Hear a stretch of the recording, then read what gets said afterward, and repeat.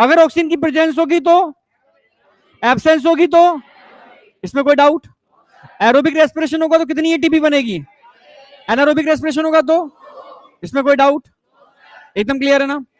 अगर हम बात करते हैं, ठीक है, प्रोसेस, फिजिकल प्रोसेस, क्योंकि रेस्पिरेशन कैसी प्रोसेस है? It is a physico chemical process. Physical process भी है और केमिकल प्रोसेस भी है। Physical process organism to organism very, but chemical process all living organism में सिमिलर होती है। इसमें कोई डाउट? अगर मैं फिजिकल प्रोसेस की बात करता हूं तो फिजिकल प्रोसेस के अंदर बस एक ही पर्पस होता है, एटमॉस्फेयर की एयर से ऑक्सीजन को लेना और टिश्यू को देना, टिश्यू से CO2 को लेना, वापस एटमॉस्फेयर में रिलीज कर देना। बस ये मेन पर्पस है फिजिकल प्रोसेस का।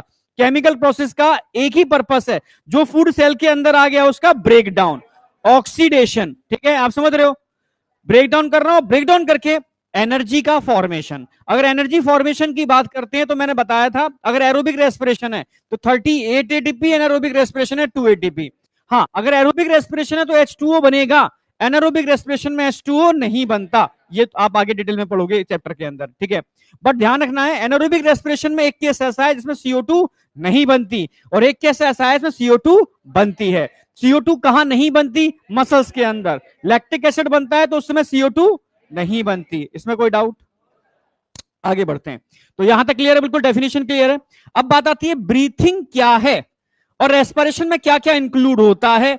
तो रेस्पिरेशन के अंदर फिजिकल केमिकल दोनों है, तो ब्रीथिंग भी रेस्पिरेशन का ही पार्ट है। समझ रहे हो? वेंटिलेशन ब्रीथिंग को ही कहते हैं। इंटरनल रेस्पिरेशन का मतलब है लंग्स और डीऑक्सीजनेटेड ब्लड के बीच में एक्सचेंज ऑफ गैसेस, ठीक है, एक्सटर्नल। और एक्सटर्नल रेस्पिरेशन, एक्सटर्नल का मतलब है लंग्स लेवल पर, इंटरनल का मतलब है टिश्यू लेवल पर। आप समझ रहे ना? अगर यही काम टिश्यू लेवल पर होगा, एक्सचेंज ऑफ गैसेस, यानी ऑक्सीजनेटेड ब्लड और टिश्यू के बीच में एक्सचेंज ऑफ गैसेस, तो क्या बोलोगे इसको? क्या बोलोगे? कोई डाउट?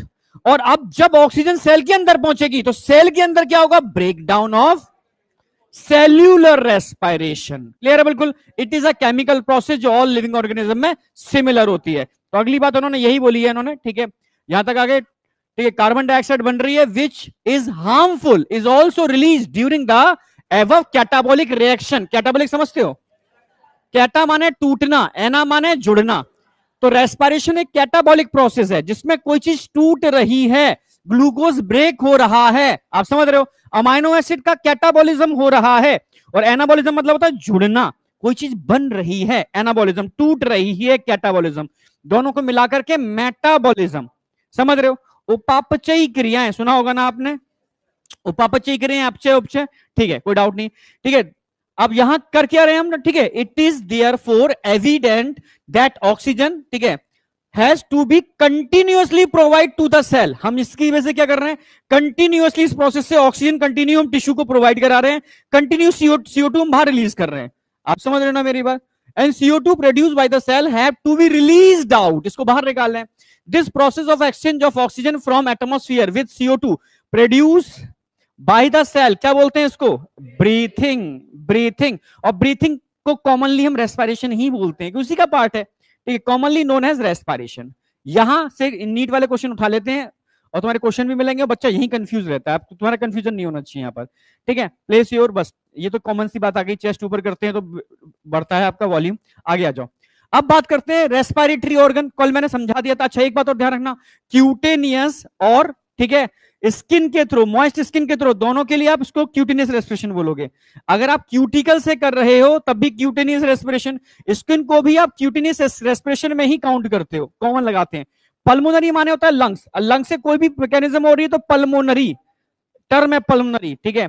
ट्रैकियल के लिए टर्म यूज क्या करते हैं? ट्रैकियल ही है उसको, ठीक है। अच्छा, गिल्स के लिए टर्म यूज क्या करते हैं? ब्रैंकियल टर्म यूज करते हैं। आप समझ रहे हो ना मेरी बात? बस ये दो तीन टर्म याद रखने हैं। हाँ, एक कंफ्यूजन होता है वेस्कुलर बैग और वेस्कुलर स्ट्रक्चर। स्ट्रक्चर गिल्स के लिए लगाएंगे, बैग लंग्स के लिए लगाएंगे। मतलब हमारे लंग्स के अंदर छोटे छोटे बैग है, ऐसे याद रखना। समझ गए ना? अब मुझे नहीं लगता भूलोगे इस पैरा के अंदर भी, ठीक है। ये समझ में आ गया पूरा पैरा? बस ध्यान क्या क्या रखना है बता दूं मैं, ठीक है। डिफ्यूजन ऑफ गैसेस कहां कहां हो रहा है, भाई किस पर डिपेंड कर रहा है, ये क्वेश्चन आएगा। एक तो हैबिटेट पर डिपेंड करता है और लेवल ऑफ ऑर्गेनाइजेशन पर डिपेंड करता है। लोअर इन्वर्टिब्रेट की बात करता हूं, जैसे स्पॉन्ज, सीलेंट्रेटा, फ्लैटवॉर्म, आप समझ रहे हो? यहां पर ऑक्सीजन और CO2 का सिंपल डिफ्यूजन की हेल्प से क्या हो रहा है? एक्सचेंज हो रहा है। सिंपल डिफ्यूजन, हाई कंसेंट्रेशन से लो कंसेंट्रेशन, जिसमें पूरी एंटायर बॉडी सरफेस पार्टिसिपेट कर रही है। कोई डाउट? अगर मैं अर्थवॉर्म की बात करता हूं तो क्वेश्चन अर्थवॉर्म पर आएगा। अर्थवॉर्म के केस में क्या होता है, इसकी आउटर सरफेस पर क्यूटिकल होती है, तो ये मोस्ट क्यूटिकल यूज करता है, और जहां क्यूटिकल यूज हो रही है उसको भी क्यूटिनियस रेस्पिरेशन ही बोलोगे, ठीक है। और इंसेक्ट की अगर बात करते हैं तो नेटवर्क ऑफ टिब्यूल होते हैं, इसके लिए टर्म क्या यूज करोगे, ट्रैकियल रेस्पिरेशन, ट्रैकियल टिब्यूल या ट्रैकियल रेस्पिरेशन टर्म यूज करोगे। कोई डाउट? जहां पर स्पेशल स्पेशल वेस्कुलराइज स्ट्रक्चर आ जाए तो आप टर्म यूज करोगे गिल्स, और इसी को बोलते हैं ब्रैंकियल रेस्पिरेशन। ये क्वेश्चन आएगा, ठीक है। और जहां पर आपका ऑर्थोपोडा की बात करते हैं, ऑर्थोपोडा और मोलस्का, एक्वेटिक ऑर्थोपोड और एक्वेटिक मोलस्कस, एक्वेटिक आ गए, आप समझ रहे हो। तो एक्वेटिक ऑर्थोपोड और एक्वेटिक मोलस्कस की बात करते हैं, तो यहां पर आपको समझ रहे हो ना, एक्वेटिक टर्म आ गया तो क्या आ जाएगा, गिल्स आ जाएगा, ठीक है। वेयरएज जबकि हम किसकी बात कर रहे हैं, वेस्कुलर बैग, जहां बैग आ गया वहां लंग्स आ जाएंगे, और लंग्स को हम क्या यूज करते हैं, पल्मोनरी माने लंग्स, ठीक है। अक्सर टेरेस्ट्रियल एनिमल, टेरेस्ट्रियल का मतलब है धरती पर रहते हैं, ठीक है, जो धरती पर रहते हैं उनके अंदर एक्सचेंज ऑफ गैसेस लंग्स के थ्रू होता है। मैंने बता दिया था एम्फीबिया से लेकर के मेमेलिया, मतलब टोटल अगर हम बात करते हैं कॉर्डेटा की, तो कॉर्डेटा में एम्फीबिया से मेमेलिया, पर एम्फीबिया की लार्वा की अगर बात करते हैं, लार्वा मतलब टेडपोल, उसमें ओनली गिल्स होते हैं, ब्रैंकियल रेस्पिरेशन देखने को मिलेगा, ठीक है। एमोंग वर्टिब्रेट में क्या आ गया, फिश आ गए, फिश में गिल्स देखने को मिलेगा। एम्फीबिया, रेप्टाइल्स, बर्ड्स, मैमल्स, इन सब के अंदर लंग्स देखने को मिलेंगे। एम्फीबिया की अगर मैं एडल्ट की बात करता हूं, फ्रॉग की बात करता हूं, तो यहां पर क्यूटेनियस रेस्पिरेशन देखने को मिलेगा इन केस ऑफ फ्रॉग। बस ये जो पॉइंट मैंने अंडरलाइन किए हैं ये आपको भूलने नहीं है, समझ रहे हो ना। अब एनसीईआरटी तुम्हें टिपिकल नहीं लगनी चाहिए, और एनसीईआरटी की हैबिट डालने पड़ेगी। 2-3 चैप्टर तो मैं ऐसे ही पढ़ाऊंगा एक एक, जिससे तुम्हारी हैबिट आ जाए, फिर धीरे धीरे मेरी हैबिट, मुझे समझ रहे हो, स्पून फीडिंग नहीं करनी है आपकी, फिर ये हैबिट आपको डालनी है। नहीं आई क्या? हाँ, जैसे, हाँ बेटा,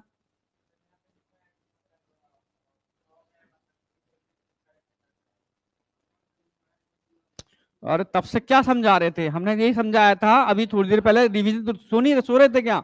मैंने कहा था कि अगर फ्रॉग है, क्यूटेनियस, क्यूटिकल के केस में भी लगा दो, और स्किन से अगर यूज हो रही है तो उसके केस में भी क्यूटेनियस रेस्पिरेशन लगेगा, उसको ऐड कर लो, लिख लो, वही मैं समझा रहा था अभी थोड़ी देर पहले। हाँ, लार्वा आ जाएगा तो गिल्स, ब्रैंकियल, क्योंकि उसमें ब्रैंकियल ही यूज होगा, ठीक है। अच्छा, ह्यूमन रेस्पिरेटरी सिस्टम में मैं पूरा अपर ट्रैक करा दिया था और लोअर ट्रैक करा दिया था। अपर ट्रैक में कोई ज्यादा क्वेश्चन बनता नहीं है, लोअर ट्रैक से क्वेश्चन बन जाता है, ठीक है।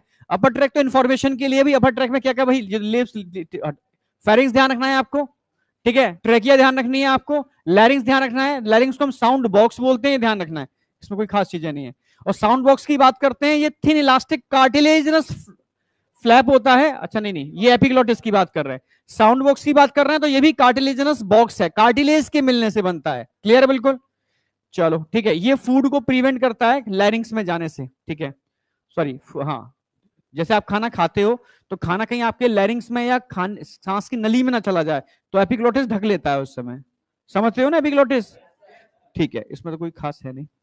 हाँ, थोड़ा यहां से क्वेश्चन बनेंगे, entry of food in the larynx, trachea is straight tube, यहां से क्वेश्चन बन सकता है। जो ट्रैकिया होती है कि स्ट्रेट ट्यूब होती है, आप जानते हो, ठीक है, extending up to the mid thoracic cavity, ये लाइन उठाएंगे, अप, ठीक है, भाई ट्रैकिया है, extending up mid thoracic cavity तक, ठीक है, मिड थोरेसिक कैविटी तक करती है, कहां गया, मिड थोरेसिक कैविटी, विच डिवाइडेड, समझना, जो डिवाइड कर रही है दो पार्ट में, कहां से करती है, इस पे क्वेश्चन आएगा, फिफ्थ थोरेसिक वर्टिब्रे, किसमें करती है, राइट और लेफ्ट पल्मोनरी ब्रोनकाई या ब्रोनकस, एक ही बात है, ठीक है। Each bronchi undergo repeated division, continue branch branch branch branch branch बनते चले जाएंगे, तो प्राइमरी से सेकेंडरी टर्शरी ब्रोनकाई भी बन जाएगी, इसमें कोई डाउट नहीं होगा, ठीक है। फिर ब्रोनक्यूल 3 बनेंगे, इनिशियल, टर्मिनल और रेस्पिरेटरी ब्रोनक्यूल, यहां तक भी कोई डाउट नहीं होगा, ठीक है। Ending up in very thin, क्योंकि और थिन होते चले जाएंगे, ठीक है, terminal bronchiole, the trachea, primary, secondary and tertiary bronchiole, समझना, और initial bronchi and initial bronchiole, यहां तक आपको सी शेप क्या देखने को मिलेंगे, C shape hyaline cartilage, initial bronchiole तक देखने को मिलेंगे, टर्मिनल ब्रोनक्यूल में देखने को नहीं मिलेंगे। Each terminal bronchiole give rise to, ठीक है, नंबर ऑफ वेरी थिन, ये क्वेश्चन आता है और तुम गड़बड़ करके आते हो। अब समझना, अब यहां से हम टर्मिनल ब्रोंक्यूल से बात कर रहे हैं। Each terminal bronchiole give rise to a number of very thin irregular walled, ठीक है, समझ रहे हो, बहुत पतले irregular walled vascularised bag like structure, क्या बोलते हैं इनको? अब तुम जो निगलेक्ट करते हो उस लाइन को करते हो, इसी पे क्वेश्चन बनेगा। थिन की जगह वो थिक कर देगा ऑप्शन के अंदर, समझ रहे हो? हाँ, क्या चीज?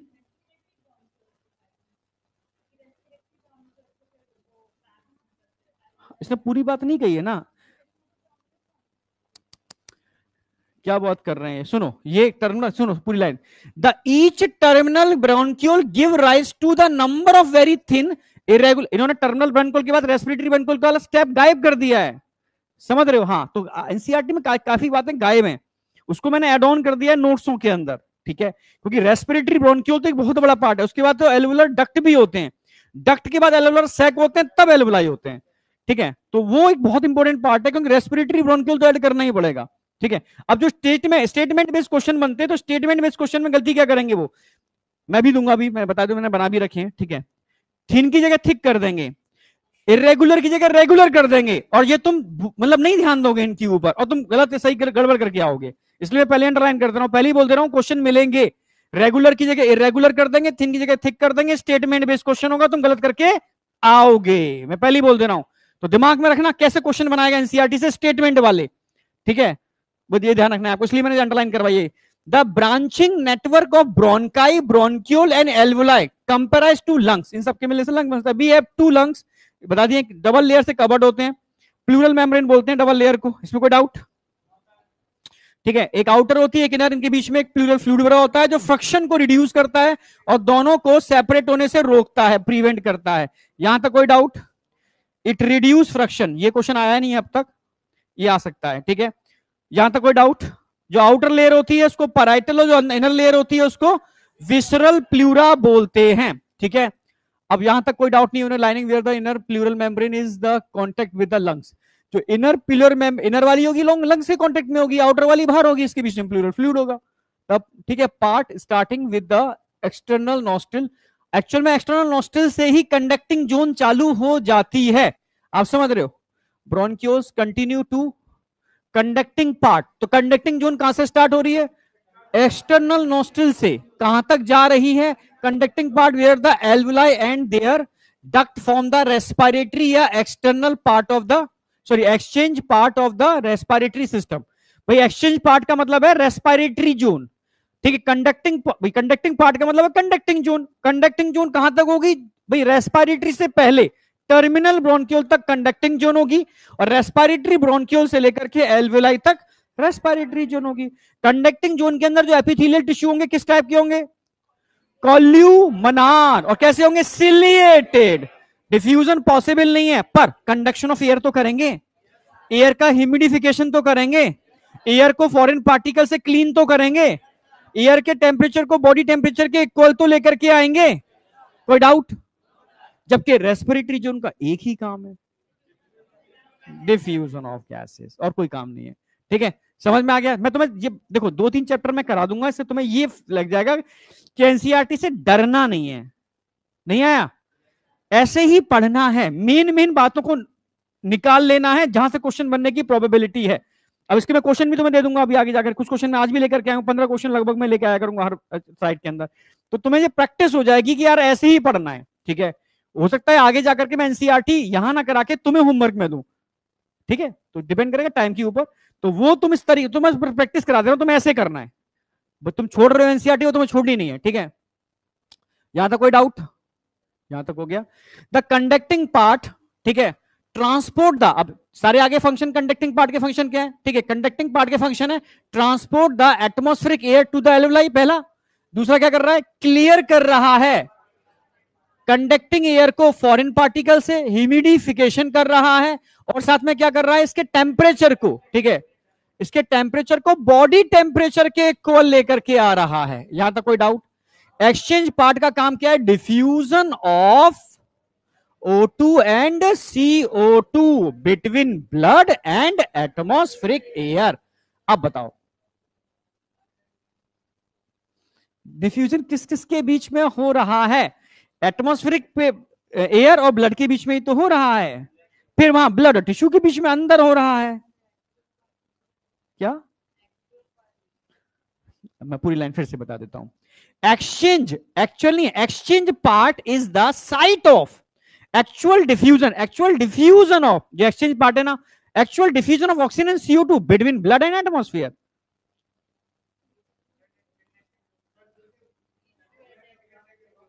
अरे भाई ट्रांसपोर्ट का काम कर रहा है, ब्लड में तो पहुंचाना ही. एक्सचेंज का मतलब किसके बीच में एक्सचेंज हो रहा है? लंग्स टिश्यू तो अंदर हो रहा है यार, पहले बाहर देखोगे पहले अंदर देखोगे? पहले लंग से ब्लड के बीच में तो हो रहा है, एल्वियोलाई और ब्लड के बीच में तो एक्सचेंज हो रहा है, एक्सटर्नल रेस्पिरेशन. तुमने ब्लड में पहुंचा दिया, फिर ब्लड अपना काम करेगा ट्रांसपोर्ट वाला काम, पहले एक्सचेंज करेंगे ना. उसी पे मैं आ रहा हूं अभी स्ट्रक्चर ऑफ एल्वियोलाई के ऊपर. तो exchange part is a site of actual diffusion. जो एक्चुअल डिफ्यूजन कहां हो रहा है? प्राइमरी डिफ्यूजन कहां हो रहा है? अगर एल्वियोलाई लेवल पे प्राइमरी डिफ्यूजन नहीं होगा तो अंदर डिफ्यूजन कहां से हो जाएगा? नहीं समझ में आया? अगर मैं कहूं तुमसे कि लंग्स का पार्शियल प्रेशर ऑक्सीजन का ब्लड के ऑक्सीजन के पार्शियल प्रेशर के बराबर कर दूं तो लंग्स में डिफ्यूजन होगा? सीधी सी बात है. एक्चुअल जो डिफ्यूजन का पहला साइट है, प्राइमरी साइट है वो लंग्स है, सेकेंडरी साइट है वो टिश्यू है. आप समझ रहे हो? तो प्राइमरी तो ये देखो एनसीईआरटी क्यों तुम्हारे समझ में नहीं आती? क्योंकि एनसीईआरटी पूरी बात नहीं बोल रही है. नोट्स क्यों समझ में आ रहे हैं कि नोट्स में पूरी बात है. अब तभी तो एनसीईआरटी को पढ़ना कैसे? तुम सोचो कि एनसीईआरटी मुझे एक एक क्रिस्टल क्लियर कर दे, अगर वो क्लियर कर रही होती तो तुम यहां नहीं होते. नहीं समझ में आया? तुम घर पे क्रिस्टल क्लियर करके एनसीईआरटी पढ़ के बैठे होते. ठीक है, बड़े बड़े टीचर्स एनसीईआरटी की आधी बातों को जो डायरेक्टली एनसीईआरटी पढ़ता है, जैसे एनसीईआरटी की जो रेफरेंस बुक है वो है टॉटोरा फिजियोलॉजी के लिए. बायोमोलिक्यूल्स एनसीईआरटी ने लिए हैं, ठीक है, लेनिंजर नेल्सन कॉक्स. भाई मैं लाइनें भी दिखा दूंगा, टॉटोरा की लाइनें दिखा दूंगा. उसके अंदर जो ह्यूमन हेल्थ एंड डिसीज का इम्यूनोलॉजी वाला पार्ट है वो क्यूबे से लिया है इन्होंने. आप समझ रहे हो? बायोटेक्नोलॉजी वाला पार्ट है, जीन क्लोनिंग की बुक आती है, ठीक है, उससे उठाया उन्होंने कुछ उन्होंने एक बुक और है, ठीक है, जीन 8 करके आती है, कुछ मान वहां से भी देखा है, कुछ स्ट्रक्चर देखे मुझे वहां आए हुए. तो इन्होंने क्या हुआ, इंटरनेशनल तड़ी तड़ी बुकें उठाई, वहां से कट कॉपी पेस्ट कर दिया. उनके एक्सप्लेनेशन उन बुकों के अंदर है. यहाँ भाई इतनी सी बुक बनानी थी तो एक्सप्लेनेशन तो देंगे नहीं ना, आधी अधूरी बातें कट कट करके डाल दी उन्होंने. तो अब जब बच्चा पढ़ता है, चाहे फिजिक्स हो, चाहे केमिस्ट्री हो, चाहे जूलॉजी हो, बॉटनी हो, उसके सर से वो निकल जाती है बातें. समझ रहे? आधी अधूरी बातें हैं, तो उनको पूरा करने के लिए एक टीचर की रिक्वायरमेंट होती है, और एक ऐसा टीचर जो उन बुकों को भी पढ़ता हो, जिसने पढ़ रखा हो, नकल ना करता हो. आप समझ रहे हो? क्योंकि आज की डेट में कोई मेहनत नहीं करना चाहता, पका हुआ मिल जाए काम खत्म. समझ रहे हो? और पका हुआ क्या होता है? आधा ज्ञान होता है, और आधा ज्ञान क्या करता है? नुकसान देता है यार, बहुत गड़बड़ करता है. ठीक है, तो बस यही है कि वही मैं तुमसे कहूंगा कि एनसीईआरटी डायरेक्ट समझना चाहते हो नहीं, एनसीईआरटी को कोरिलेट करना पड़ेगा नोट्सों से. तो पहले नोट्स पढ़ने, फिर एनसीईआरटी को नोट्सों से कोरिलेट करना है, एनसीईआरटी की लाइन को समझना है, वो कहना क्या चाह रही है. समझ गए ना? पूरी बातें नहीं कहेगी, जैसे रेस्पिरेटरी उसने ब्रोंकियल की बात ही नहीं की, डायरेक्ट उसको एल्वियोलाई से कनेक्ट कर दिया. समझ गए ना? ऐसे यहां पर उन्होंने एक एक पार्ट दिखाया एक्सचेंज का, लंग्स वाला, टिश्यू वाला पार्ट डिस्कस ही नहीं किया. उनके हिसाब से प्राइमरी एक्सचेंज की डिस्कस की है. अगर प्राइमरी एक्सचेंज हो रहा है तो सेकेंडरी एक्सचेंज तो अपने आप हो जाएगा. प्राइमरी एक्सचेंज हो रहा है तो सेकेंडरी तो अपने आप, क्योंकि प्राइमरी तभी हो रहा है, समझ रहे हो, क्योंकि पार्शियल प्रेशर में डिफरेंस है, और अगर डिफरेंस है तो सेकेंडरी अपने आप होगा. क्लियर है? तो इसलिए आधी अधूरी बात. Exchange part is the site of actual diffusion. Actual का मतलब है यहां वास्तव में डिफ्यूजन हो रहा है. डिफ्यूजन का मतलब है हाई पार्शियल प्रेशर से लो पार्शियल प्रेशर किसी भी गैस का, समझ रहे हो, मूवमेंट. अगर मैं यहां परफ्यूम की बोतल को खोलता हूं तो परफ्यूम की स्मेल पीछे तक जाएगी. क्यों जाएगी? वहां उसका पार्शियल प्रेशर कम है, यहां पार्शियल प्रेशर ज्यादा है, डिफ्यूजन होगा हाई पार्शियल प्रेशर से लो पार्शियल प्रेशर. ठीक है, अगर पार्शियल प्रेशर दोनों का बराबर होगा तो मेरी बोतल के अंदर से परफ्यूम बाहर ही नहीं आएगा, क्योंकि बाहर भी उतना ही है. तुम समझ पा रहे हो मेरी बात? बस सिंपल सी बात है. ठीक है, चलो. अच्छा, एक लाइन और दी इन्होंने, द लंग्स आर सिचुएटेड, ये मैं आज कराऊंगा. लंग्स हमारे एक थोरेसिक चैम्बर में होते हैं. आप समझ रहे हो? जो एक एयर टाइट चैम्बर है. इससे पहले मैं स्ट्रक्चर ऑफ एल्वियोलाई कराऊंगा, ये अभी कराया नहीं है मैंने, ये स्टेप सारे मैंने करा दिए हैं, इसमें कोई डाउट तो नहीं. ब्रीथिंग या pulmonary ventilation by which atmospheric air is draw in ठीक है, draw in and CO2 rich alveolar air is released out. ये है ब्रीथिंग या वेंटिलेशन। ऑक्सीजन रिच एयर को आप कहां लेके आ रहे हो? लंग्स में, और लंग्स में CO2 डिफ्यूज होकर आ रही है, और CO2 रिच एयर को कहां निकाल रहे हो? बाहर, लंग्स में बाहर। ये क्या है एक्चुअल में? ये है ब्रीथिंग या वेंटिलेशन। खिड़की खोल, बाहर की हवा अंदर आने दे, अंदर की हवा बाहर जाने दे, वेंटिलेशन होने दे। अरे नहीं करते हो गर्मी में? ठीक है भाई, रूम पे बैठे हो, खिड़की खोल यार, ठीक है, वेंटिलेशन होने दे, घुटन हो रही है, ऐसे करते हो ना? बाहर की हवा अंदर आने दे, अंदर की हवा बाहर जाने दे, ठीक है, वेंटिलेशन होने दे, करते हो ना? समझे नहीं समझे? कोई डाउट? सो तो नहीं रहे हो? कितने लोग नागे नहीं आए? बस ये झूठे हाथ उठ रहे हैं, इतने इतनी ज्यादा बच्चे होंगे, बच्चे तो सच सच हाथ उठा रहे हैं। हाँ अब सही है। अब कितने लोग सही से बताओ, कितने लोग नागे नहीं आए? नहीं नहीं, ये तो उठ गए। लड़कियों में से बताओ कितने नागे नहीं आए, जल्दी बताओ। ये तो नागे आई है, सब आए हैं। जो आंखें नहीं मिला रहे हैं तो समझ लो कुछ ना कुछ छुपा रहे हैं। चलो, अरे क्या हुआ भाई? अच्छा, कोई नहीं, जाने दो, ठीक है। अच्छा, यहां से कुछ कनेक्ट था क्या?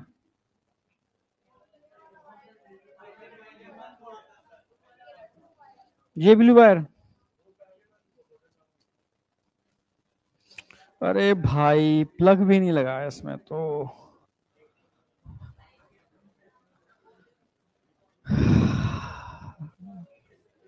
कुछ है बैलल यहाँ पर? चलो अभी होने तो, कोई नहीं। तुम यहाँ देख लो, दिख तो रहा है ना तुम लोगों को, तो उसकी तो जरूरत नहीं है, इधर आ जाओ, ठीक है। कोई डाउट यहाँ तक? चलो, डिफ्यूजन समझ में आ गया, ट्रांसपोर्ट समझ में आ गया। डिफ्यूजन कहां पर हो रहा है? टिश्यू लेवल पर हो रहा है। फाइनली क्या हो रहा है? यूटिलाइजेशन और ऑफ ऑक्सीजन, जिसको हम क्या बोलते हैं? Cellular respiration. इसमें किसी को कोई भी डाउट है तो पूछ सकता है मुझसे, कोई भी डाउट। टेंशन मत लेना, एजिटेट मत करना, पूछ लेना। आई समझ में? तुम्हें तो आ जाएगी। नए बच्चे जो भी मतलब आजकल में क्लास है जिनकी, नहीं। देखो ऑफलाइन का फायदा तभी है, अच्छा एक चीज और ऐड करूंगा इसके अंदर में, जब तुम डट के पूछो, समझ रहे हो ना? डट के पूछो तो फायदा है। नहीं आ रहा पूछेंगे, ठीक है। फिजिक्स में तुम्हारी क्लास में कम से कम 5 कराऊंगा हफ्ते में, कम से कम। और डाउट ऊपर, जैसे ऊपर वाले इसमें डाउट फ्लोर बना दिया है, ठीक है। अब सारे टीचर वहीं बैठेंगे, समझ रहे हो ना? आज शाम को सर्वेसर भी आ रहे हैं, ठीक है।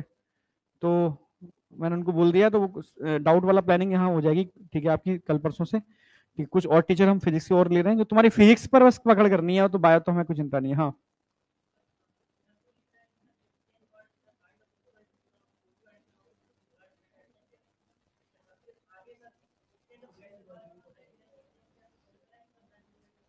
इस वाले इसमें पूछ रहा है ना, इसमें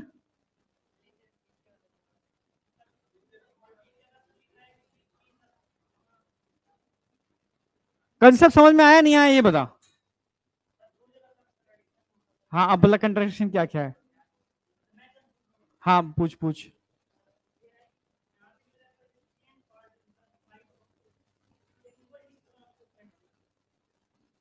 क्या डिफ्यूजन, क्या डिफ्यूजन? हाँ एक्चुअल डिफ्यूजन, हाँ एक्चुअल डिफ्यूजन आगे दिखाया था अभी, हाँ। हाँ एक्चुअल डिफ्यूजन और प्राइमरी साइड तो बात तो ठीक ही तो ना। एक्चुअल डिफ्यूजन का मतलब है हाई पार्शियल प्रेशर से लो पार्शियल प्रेशर, ठीक है, जहां पार्शियल प्रेशर डिफरेंस बहुत ज्यादा है। और प्राइमरी साइड का मतलब है जहां पहले वही तो हो रहा है, वो तो मैं बोल रहा हूं तब से कि यहाँ एक्चुअल में प्राइमरी साइट है। अगर यहाँ डिफ्यूजन होगा टिश्यू लेवल पे तो अपने आप डिफ्यूजन होगा। अगर कोई चीज बराबर है, पार्शियल प्रेशर बराबर है, टिश्यू लेवल पे होगा ही नहीं, कंफ्यूजन कहां आ रहा है? थोड़ा थोड़ा थोड़ा इसको दौड़ाया तो करो ना भाई, ठीक है। तुम लाइन है, तुम सोचो मैच कर जाए 100%, ये काय के लिए दिया है? थोड़ा मैच कंसेप्ट समझो, ठीक है। यहां तक कोई डाउट है? अब इसमें एक पार्ट रह गया था, स्ट्रक्चर ऑफ एल्वेलाई, ठीक है, उसको ऐड कर लो फटाफट तेजी से। मैंने डायग्राम बनाने के लिए दिया था, बना लिया होगा मुझे लग रहा है सब बच्चों ने, यस या नो? कोई ऐसा डायग्राम ना बनाया हो? अरे भाई मुझे पता था एक दो होंगे।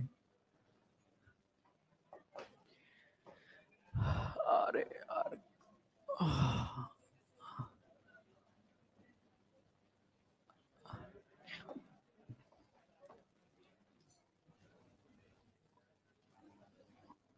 लो ये एक एल्वियोलाई है, अरे सुन लो मेरी बात। एल्वियोलाई के अंदर के जो एपिथेलियल टिश्यू होंगे कौन से होंगे जरा बताओ? सिंपल स्क्वेमस एपिथेलियल टिश्यू, इसमें कोई डाउट है? बस थोड़े टिश्यू समझते हैं ना कि टिश्यू डिलीट कर दिया है इन लोगों ने, तो मैं हर टॉपिक के संग टिश्यू की कुछ जिक्र करता जाऊंगा, और लास्ट में जब टिश्यू पढ़ाऊंगा मैं, ठीक है, स्ट्रक्चरल ऑर्गेनाइजेशन में, तो बेसिक समरी जरूर करा दूंगा टिश्यू की, ठीक है। तो एल्वियोलाई के चारों तरफ जो टिश्यू होते हैं कैसे होते हैं? सिंपल, और हर एक एल्वियोलाई हाईली वेस्कुलराइज्ड बैग है। वेस्कुलराइज्ड टर्म क्यों जोड़ा? क्योंकि यहां पर इनके अराउंड क्या होते हैं? Blood, dense network of blood vessels.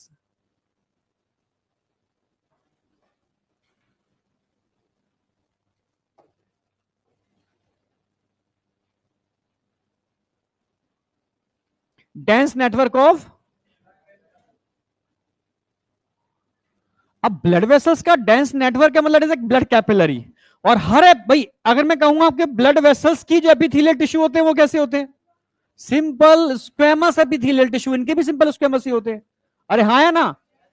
Blood की भी तो अपनी खुद की टिश्यू होगी ना, दोनों की सिंपल स्क्वेमस होती है। और हर एपिथेलियल टिश्यू, हर एपिथेलियल टिश्यू, इधर बेटा, हर एपिथेलियल टिश्यू एक ऐसी लेयर जो सेल से मिलकर नहीं बनती, प्रोटीन फाइबर से या नॉन सेलुलर सब्सटेंस से, उसके ऊपर आस्तरित होते हैं, मतलब लाइंड होते हैं। आप समझ रहे हो ना मेरी बात? सारे एपिथेलियल टिश्यू, समझ रहे हो? वो नॉन सेलुलर लेयर होती है, इसको बेसमेंट मेम्ब्रेन बोलते हैं, उसके ऊपर रखे होते हैं। यानी दोनों की, चाहे वो एल्वियोलाई की हो या वो ब्लड कैपिलरी की हो, दोनों एपिथेलियल टिश्यू की एक अपनी खुद की भी लेयर होगी। ये नॉन सेलुलर लेयर है, नॉन सेलुलर लेयर है, समझना। इधर की भी नॉन सेलुलर लेयर है, दोनों की नॉन सेलुलर लेयर यहां पर क्या हो जाएंगी? मिक्स हो जाएंगी, होगी मिक्स। यानी यहां एक लेयर और बन गई जो नॉन सेलुलर है, एक लेयर और बन गई जो कैसी है? नॉन सेलुलर है, इसमें सेल्स नहीं है। क्या बोलेंगे इसको? Basement membrane. एनसीईआरटी ने दिखाने की कोशिश की है, बेसमेंट मेम्ब्रेन। यहां तक समझ में आया नहीं आया? यानी आपसे पूछा जाए कि यहां जो एयर आ रही है, ये ब्लड में से क्या हो रहा है? डिफ्यूजन। तो जो डिफ्यूजन हो रहा है एक्चुअल में, जो डिफ्यूजन हो रहा है वो एक्चुअल में कितनी लेयर के बीच में हो रहा है? 3 लेयर के बीच में हो रहा है। कोई डाउट? तो मैं यहां पे बात करूंगा सिंपल डिफ्यूजन।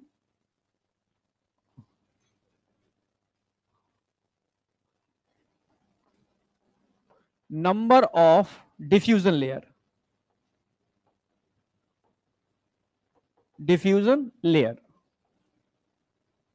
अगर लेयर के डिफ्यूजन के नंबर की बात करेंगे कितनी लेयर होंगी? 3।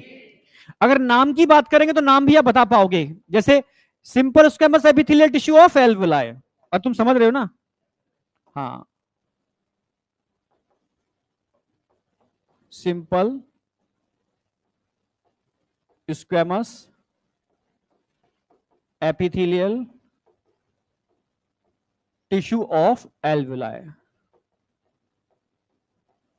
कोई डाउट? और अगर हम इसके अलावा पूछते हैं तो बेसमेंट मेम्ब्रेन तो दोनों की कॉमन है ना, basement membrane.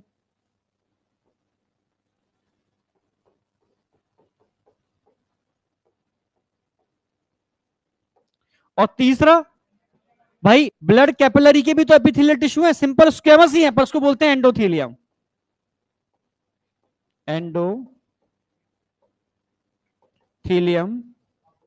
Of blood capillary, blood. इसमें कोई डाउट? और अगर तीनों लेयर की थिकनेस, जैसे एनसीईआरटी बोलती है, एनसीईआरटी बोलती है थिकनेस कितनी होगी? Less than 1 mm। अब 1 mm कुछ भी हो सकता है, लेस देन 1 mm, समझ रहे हो? 0.6 भी हो सकता है, 0.3 भी हो सकता है, 0.5 भी हो सकता है, समझ गए ना? हाँ, लगभग लगभग 0.5 के आसपास मान के चलो। इसमें कोई डाउट है किसी को? आपसे पूछा जाए जो ब्लड एंटर करता है वो किस टाइप का होगा? जो ब्लड बाहर जा रहा है ये किस टाइप का होगा? इसमें तो कोई डाउट है ही नहीं, क्लियर है ना एकदम? चलो बहुत सही। जो बीच वाली लेयर है ये बेसमेंट मेम्ब्रेन है, बस ये ध्यान रखना। मैं कलर से दिखा दे रहा हूं, बेसमेंट मेम्ब्रेन।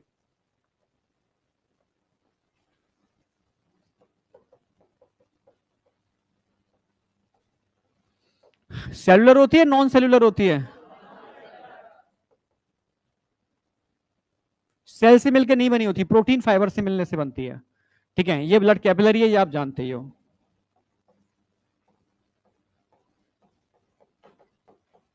अब मैं आपसे पूछूं कि बेटा यहां जो डिफ्यूजन हो रहा है, डिफ्यूजन ऑफ गैसेस, जिन लेयर के बीच में हो रहा है उनकी थिकनेस बढ़ा दी जाए तो डिफ्यूजन की रेट ज्यादा होगी या कम? कम, यानी rate of diffusion inversely proportional to होगा थिकनेस ऑफ मेम्ब्रेन। कोई डाउट? किसी को इसमें कोई डाउट? पूछ लेना। अगर मैं आपसे कहूं rate of diffusion inversely proportional to होगा थिकनेस ऑफ मेम्ब्रेन, आया नहीं आया पीछे? ऐसी गर्दन में दिलाना। समझ रहे हो इनवर्सली प्रोपोर्शनल टू क्यों बोल रहा हूं मैं? आंखें नहीं बता रही आया तुम्हें? अच्छा प्यार से बोल रहा हूं, आंखें नहीं बता रही बेटा, आया नहीं आया? बता। नहीं आया? हाँ तो ऐसे, अरे यार तुम यार, मैं तुम्हें ना डांट रहा हूं, ना तुम्हें फटकारता हूं, ना तुम्हें धक्के देता हूं, ना तुम्हें बाहर निकालता हूं, ना मुर्गा भी नहीं बनाना चालू किया अभी तो मैंने। तो तुम डर क्यों रहे हो? समझ रहे हो? अब मुर्गा बनाना चालू कर दो तुम तो पूछना ही बंद कर दोगे। मैं जब छोटा था तुम्हारे बराबर का, तो सरकारी स्कूल में पढ़ा हूं, तो सरकारी स्कूल में क्या होता था, मास्टर पढ़ाते कम थे। वो कपूरी टाइप होती है ना, वो पाउच आता था रासरी का, फाड़ा, मडाला, डंडा उठाया हम, ठीक है, ओ उठा के मारना चालू कर दिया। तो उनको पता, क्लास में एंटर करते दो चार को सूंद दो ढंग से, क्लास शांत, अब कोई कुछ नहीं पूछेगा। समझ रहे हो ना? और कहते भाई ये कर, और कुर्सी पे बैठ करके पैर रख करके मस्त बैठे और निकल लिए अपने। ये फंडा था। तो यार हमें समझ में आया वो ये तो गड़बड़ है भाई, ठीक है, अब किसी की पूछने की हिम्मत नहीं। तो डर तो समझ में आया कि अगर आप टीचर डराए आपको तो गड़बड़ है मामला। ठीक है, ये मैंने अपनी पूरी लाइफ में जो सीखा। कुछ टीचर मुझे ऐसे भी मिले जो इतना मतलब वास्तव में तो डरा, मतलब खतरनाक थे वो, मतलब मारते तो खतरनाक, पर इतना प्यार से पढ़ाते थे, इतना प्यार से पढ़ाते थे कि सब्जेक्ट से प्यार हो गया। नहीं आया क्या? तो बेटा बस यही मैं कहूंगा कि थोड़ा सा डर, मैं नहीं डरा रहा तो तुम डर क्यों रहे हो? अब समझ भी गए? अभी समझ में नहीं आया था, समझ में गए? अरे यार चलो ठीक है, समझ गए तो अच्छी बात है। मैं ये कह रहा हूं कि डरना नहीं है भाई, पूछ लेना। जब तुम बायो में ऐसे करोगे, मैं डर मेरा फिजिक्स के लिए और किसी के लिए नहीं है, ठीक है, और केमिस्ट्री के लिए है, ठीक है। फिजिकल केमिस्ट्री में थोड़ा सा बच्चों को रहता है, तो प्लीज रिक्वेस्ट है, बड़ी उम्मीदें हैं, अभी तो स्टार्टिंग फेज है, इस फेज के अंदर अपनी आदतों को सुधार लेना और पूछना यार, ठीक है। क्लास में अगर टीचर कहे कि डिस्टर्बेंस हो रहा है तो वहां जाके पूछ लेना, ठीक है, पर डाउट मत रखना, नहीं तो चढ़ा हो जाएगा सारा का सारा। ठीक है, पहला पॉइंट तो आएगा, मैं आपसे पूछूंगा diffusion of gases, rate of diffusion of gases, rate of diffusion of gases. Directly बोलूं या इनवर्सली बोलूं? इनवर्सली प्रोपोर्शनल टू का मतलब समझते हो? इनवर्सली प्रोपोर्शनल टू किसके होगा? Thickness of membrane. थोड़ा शॉर्ट में लिख दे रहा हूं, चलेगा क्या? पूरा पूरा लिखूं डिफ्यूजन ऑफ मेम्ब्रेन, थोड़ा शॉर्ट लिख दिया है मैंने, चलेगा ना? हाँ। तो ये बताओ, ये लाइन समझ में आई या नहीं आई? दूसरी लाइन, अगर मैं आपसे कहूं कि rate of diffusion of gases partial pressure के डायरेक्टली प्रोपोर्शनल टू होगी या इनवर्सली प्रोपोर्शनल टू? अब समझो, अगर मैं आपसे कहूं यहां ऑक्सीजन का पार्शियल प्रेशर बढ़ा देता हूं तो रेट बढ़ेगा ऑक्सीजन का, घटेगा? तो डायरेक्टली प्रोपोर्शनल टू हो गया ना। अगर मैं आपसे कहूं, ये तो हो गया पार्शियल प्रेशर। अब आपसे कहूं सॉल्युबिलिटी, घुलनशीलता, मैं आपसे कहूं कि किसी गैस की सॉल्युबिलिटी बहुत ज्यादा है ब्लड के अंदर, तो ब्लड की तरफ उसका डिफ्यूजन रेट बढ़ेगा घटेगा? समझ गया? आ गया ना? यानी अगर डिफ्यूजन ऑफ रेट की मैं बात करूं, वो सॉल्युबिलिटी और पार्शियल प्रेशर के डायरेक्टली प्रोपोर्शनल टू होती है। आई या नहीं आई? ये क्वेश्चन ऐसे पूछे नहीं गए, पर एनसीईआरटी की यही लाइनों को ऐसे पूछा जाएगा, तो तुम्हें कंफ्यूज नहीं होना है डायरेक्टली प्रोपोर्शनल टू और इनवर्सली प्रोपोर्शनल टू में, ठीक है। तो अगर मैं आपसे कहूं rate of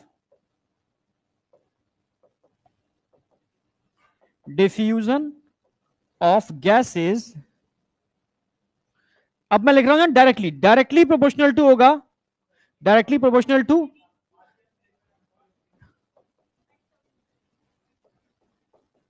partial pressure of gases, और नंबर 2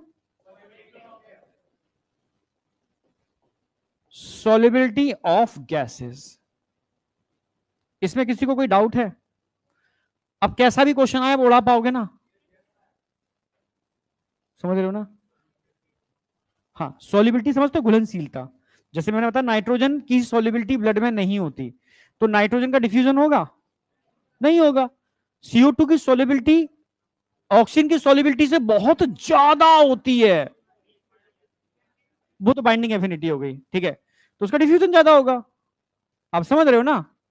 हाँ है ना, एनसीईआरटी में दे रखा है कि CO2 की सॉल्युबिलिटी 20 से 25%, हाँ 20 से 25% ज्यादा होती है कंपेरेटिव टू ऑक्सीजन। आप समझ रहे हो ना? उसमें कोई डाउट? चलो, तो ये पॉइंट हमारा क्लियर हो गया। अब एंटर कर रहे हैं, एक पॉइंट और ऐड करूंगा इसके अंदर बस। अच्छा, नहीं लिखा? आज मैं 15 क्वेश्चन दे रहा हूं स्लाइड के अंदर, इसको डाउनलोड कर लेना, और डाउनलोड करके बेटा समझ पा रही है ना? कुछ गड़बड़ तो नहीं लिख दिया मैंने? पूछ लियो बिंदास होकर के। हाँ, राइटिंग कई बच्चों को समझ में नहीं आती, तो मुझे पूछ लेना, है ना? ठीक है, चलो 15 क्वेश्चन मैंने ऐड किए हैं इसके अंदर, ठीक है, वो तुम्हें करके लाने, होमवर्क दे रहा हूं मैं लास्ट में, ठीक, करना चाहिए। डीपीबी मिलना स्टार्ट हुई? चलो स्टार्ट, मंडे से स्टार्ट हो जाएगी, ठीक है। देखो धीरे धीरे मैं एक हफ्ते की गारंटी ले रहा हूं, एक हफ्ते में सब चीजें एकदम परफेक्ट हो जाएंगी, चाहे वो आपकी डाउट हो, ठीक है, चाहे आपकी डीपीपी हो, मॉड्यूल हो, क्लास का सिस्टम हो, ठीक है, क्लास टाइमिंग पे होगी, बेल बजेगी, हम टाइमिंग पे आएंगे, ठीक है, समझ रहे हो? हाँ, अभी मैं बोल रहा हूँ, गलती है मेरी, फॉल्ट है, ठीक है। क्या बेटा? लाइब्रेरी से एक फ्लोर और बात कर रहे हैं, ठीक है, वो हो जाए तो बड़ी, अभी तो लाइब्रेरी है ये वाली, स्टूडियो हटा देंगे यहाँ से, पर इतने से काम नहीं बनेगा, तो हाँ, एक नीचे का एक फ्लोर और ले रहे हैं, एक फ्लोर। क्या? हाँ, नहीं अभी तो क्लास यूज कर रहे हैं बच्चे, क्लास अभी तो यूज करो, क्लास है ऊपर इधर जहाँ क्लास है, पर एक डेडिकेटेड लाइब्रेरी भी तो एक हो, उसमें किताबें भी लगी हो, वो हम करने की कोशिश कर रहे हैं। नहीं नहीं, केविन वाला लाइब्रेरी नहीं बनेगा शायद, केविन वाला होता है वैसा, वो जो पेड लाइब्रेरी होती है ना बाहर, वो केविन वाली होती है, यहाँ तो जो इंस्टीट्यूट्स के अंदर केविन वाली नहीं होती है, कुछ जगह होती है, बना रहे हैं कुछ लोग, ठीक है, वो इश्यू करते हैं, कार्ड बनाते हैं, ठीक है, वो अभी तो ये ओपन वाली बनेंगी, जैसे आप पढ़ सको अपने आराम से। केविन वाली के लिए लोग प्राइवेट जो नहीं ज्वाइन कर लेते हैं, कुछ लाइब्रेरी होती है, उसमें आपका एक खोपचा बन जाता है, अपने खोपचे में बैठ जाओ जाकर के, बस अच्छा है वो, बहुत बढ़िया है। हाँ, कोटा में मैं जाता था ना, बीच बीच में कहीं कई लाइब्रेरी में चला गया, मतलब कभी कहीं चला गया, बच्चे बच्चे बस पढ़ रहे हैं, क्या कर रहे हैं, पढ़ रहे होते हैं अपने, ठीक है।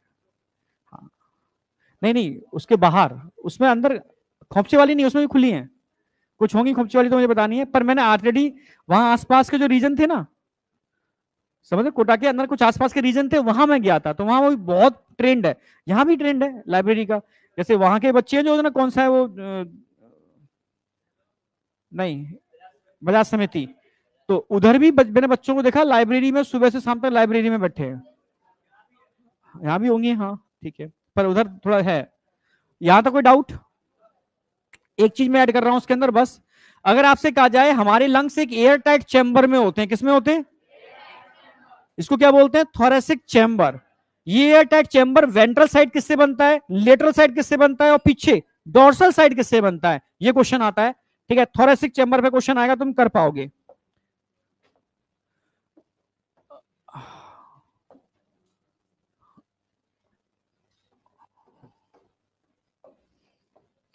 हेडिंग डालो थोरेसिक चैम्बर।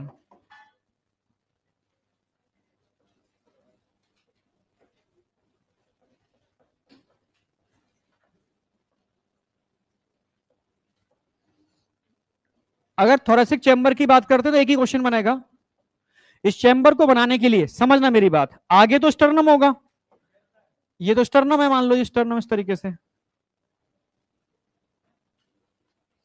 ठीक है, और मान लो यहां पर वर्टिकल कॉलम है, रीढ़ की हड्डी के ऐसे कॉलम बने हुए हैं, ये ऐसे, ठीक है, ये ऐसे,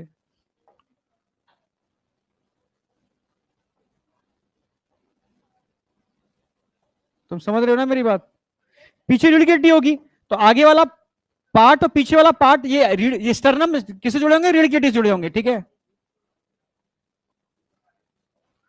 सबसे ऊपर वाली से नहीं होगा, ऐसे ऐसे, ठीक है, हाँ, ऐसे ऐसे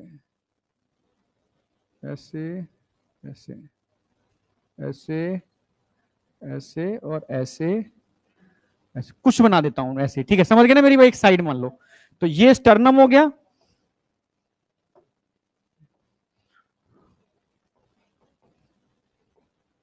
स्टर्नम वेंट्रल साइड होगा डोर्सल साइड होगा? कोई डाउट है इसमें? वर्टिब्रल कॉलम,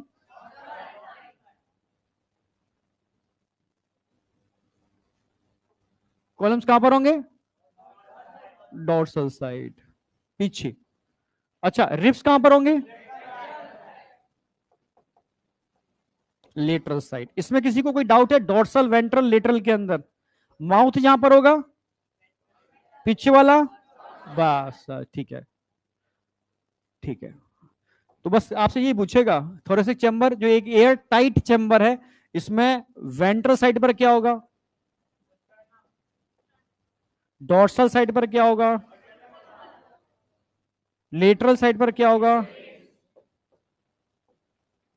और लोअर साइड पर क्या होगा? अब लोअर साइड का मतलब है, इस चैम्बर को बनाने के लिए नीचे से क्या होता है? डायफ्राम होता है, याद आया? नीचे से बंद करता है इस चैम्बर को। तो ये तीन ध्यान रखना, वेंट्रल साइड पर स्टर्नम,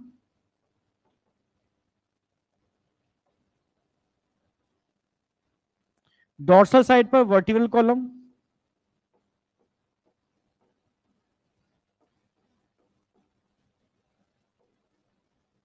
लेटरल साइड पर रिब्स, और लोअर साइड पर डायफ्राम।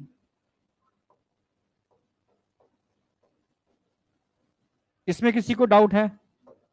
बस ये क्वेश्चन एक बनता है, इसको नोट कर लो, इसको दियो मोटिल को एक मिनट। ये क्वेश्चन अच्छे हैं इसके, ठीक है, हाँ, क्वेश्चन सारे लगा लेना इसके, बहुत अच्छे हैं और बहुत कलर्ड क्वेश्चन डाले हैं, मतलब थोड़ा सा कलर वाला इसमें टच दिया है, ठीक है, आपको मतलब अच्छा लगेगा क्वेश्चन लगाने में, करने में। नहीं नहीं, ये पहले से था, इसमें बस हम लोगों ने मॉडिफाई कर दिया है कि डिलीटेड टॉपिक हटा दिए हैं, कुछ इरिलीवेंट क्वेश्चन बहुत थे इसके अंदर, उस टाइम के थे, उनको डिलीट कर दिया है, ठीक है। एसएमई बिठाए थे हमने इसके अंदर, ठीक है, हर चीज में हमारा इन्वॉल्वमेंट बस हम लोग देख सकते हैं, ठीक है। टेस्ट पेपर बनते हैं तो उसमें जितना, जैसे टेस्ट सीरीज बनेगी उसमें हमारा इन्वॉल्वमेंट लगेगा, समझ रहे हो? कुछ चीजें ऐसी हैं जहां इन्वॉल्वमेंट देना पड़ता है, पर टीम के संग काम होता है, अकेला इंसान काम नहीं कर पाएगा, समझ रहे हो ना? पूरी टीम बनानी पड़ती है कि भाई ये चैप्टर तुम्हें देखना तो ना, फाइनल एक बार देख करके मैं टिक कर दूंगा उसको। तो चीजें मिलके होती हैं, एक अकेला नहीं होता, ठीक है। इनमें तो सिर्फ हम लोगों ने एडिशन डिलीशन किए हैं, जो इलेवेंट टॉपिक थे जो सिलेबस से हट चुके हैं वो हटा दिए, इलेवेंट सब टॉपिक हटा दिए, ठीक है। कुछ हमने एसएमई को लगा के कुछ सब टॉपिक ऐड करवाए हैं इसके अंदर, जो ऐड हो गए। क्या आज डाउट काउंटर पर ऊपर तो तू यही पूछ लियो ना, तू मुझे भी डाउट कर, मैं यहाँ, मैं देख, तू मुझे कहीं मेरे लिए बैठने की जरूरत नहीं है, मैं तुझे खड़ा कहीं दिख जाऊं तुरंत पूछ ले, मैं मना नहीं करूंगा। यहाँ बैठ जाऊं, वहां बैठ दिख जाऊं, खड़ा दिख जाऊं, बाहर लिफ्ट के पास खड़ा हूं, सर डाउट बताओ, सड़क पे मिल जाऊं, सर डाउट बताओ, मैं मना कर दूं तो मुझे बताइए, मैं सच कह रहा हूं। तुम्हें जहां मैं पाया जाऊं, जहां पाया जाऊं, मिल जाऊं, दिख जाऊं, पूछ लेना डाउट, ठीक है, पटना के अंदर, समझ रहे हो? क्या बोल रहा है? नींद में? किसे बोल रहा है? नहीं, नींद में कैसे पूछोगे? नींद पूछ रहे हो? किसमें? दिल में?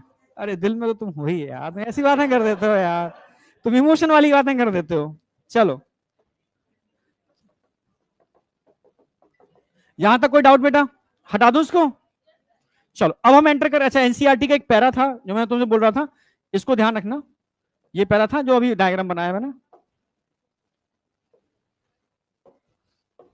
देखो, the lungs are situated in a thoracic chamber, कौन सा चैम्बर है?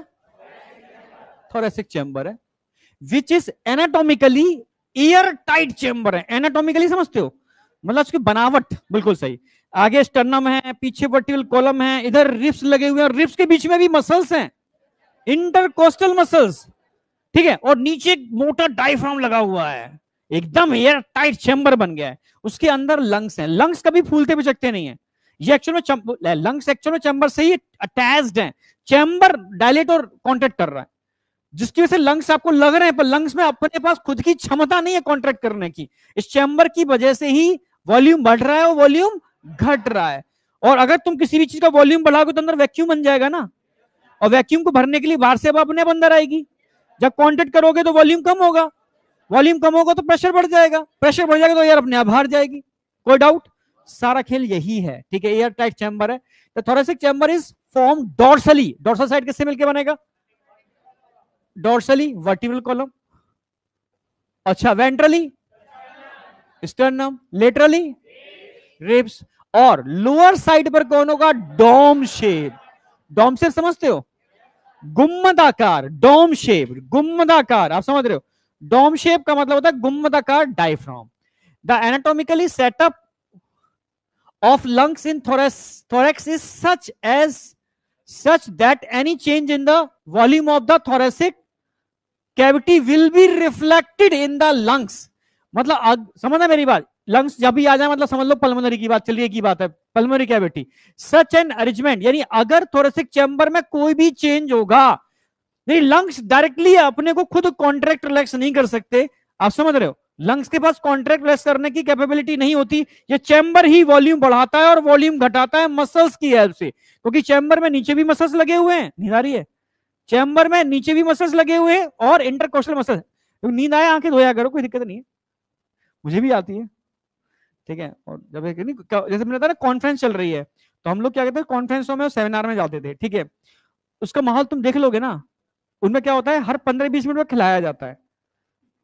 हाँ मतलब 1-2 लेक्चर हो जाएंगे ना, 1-2 लेक्चर के बाद फिर बाहर बफेट लगा होगा, जिसमें इतनी वैरायटीज होंगी खाने की तुम पूछो ही मत।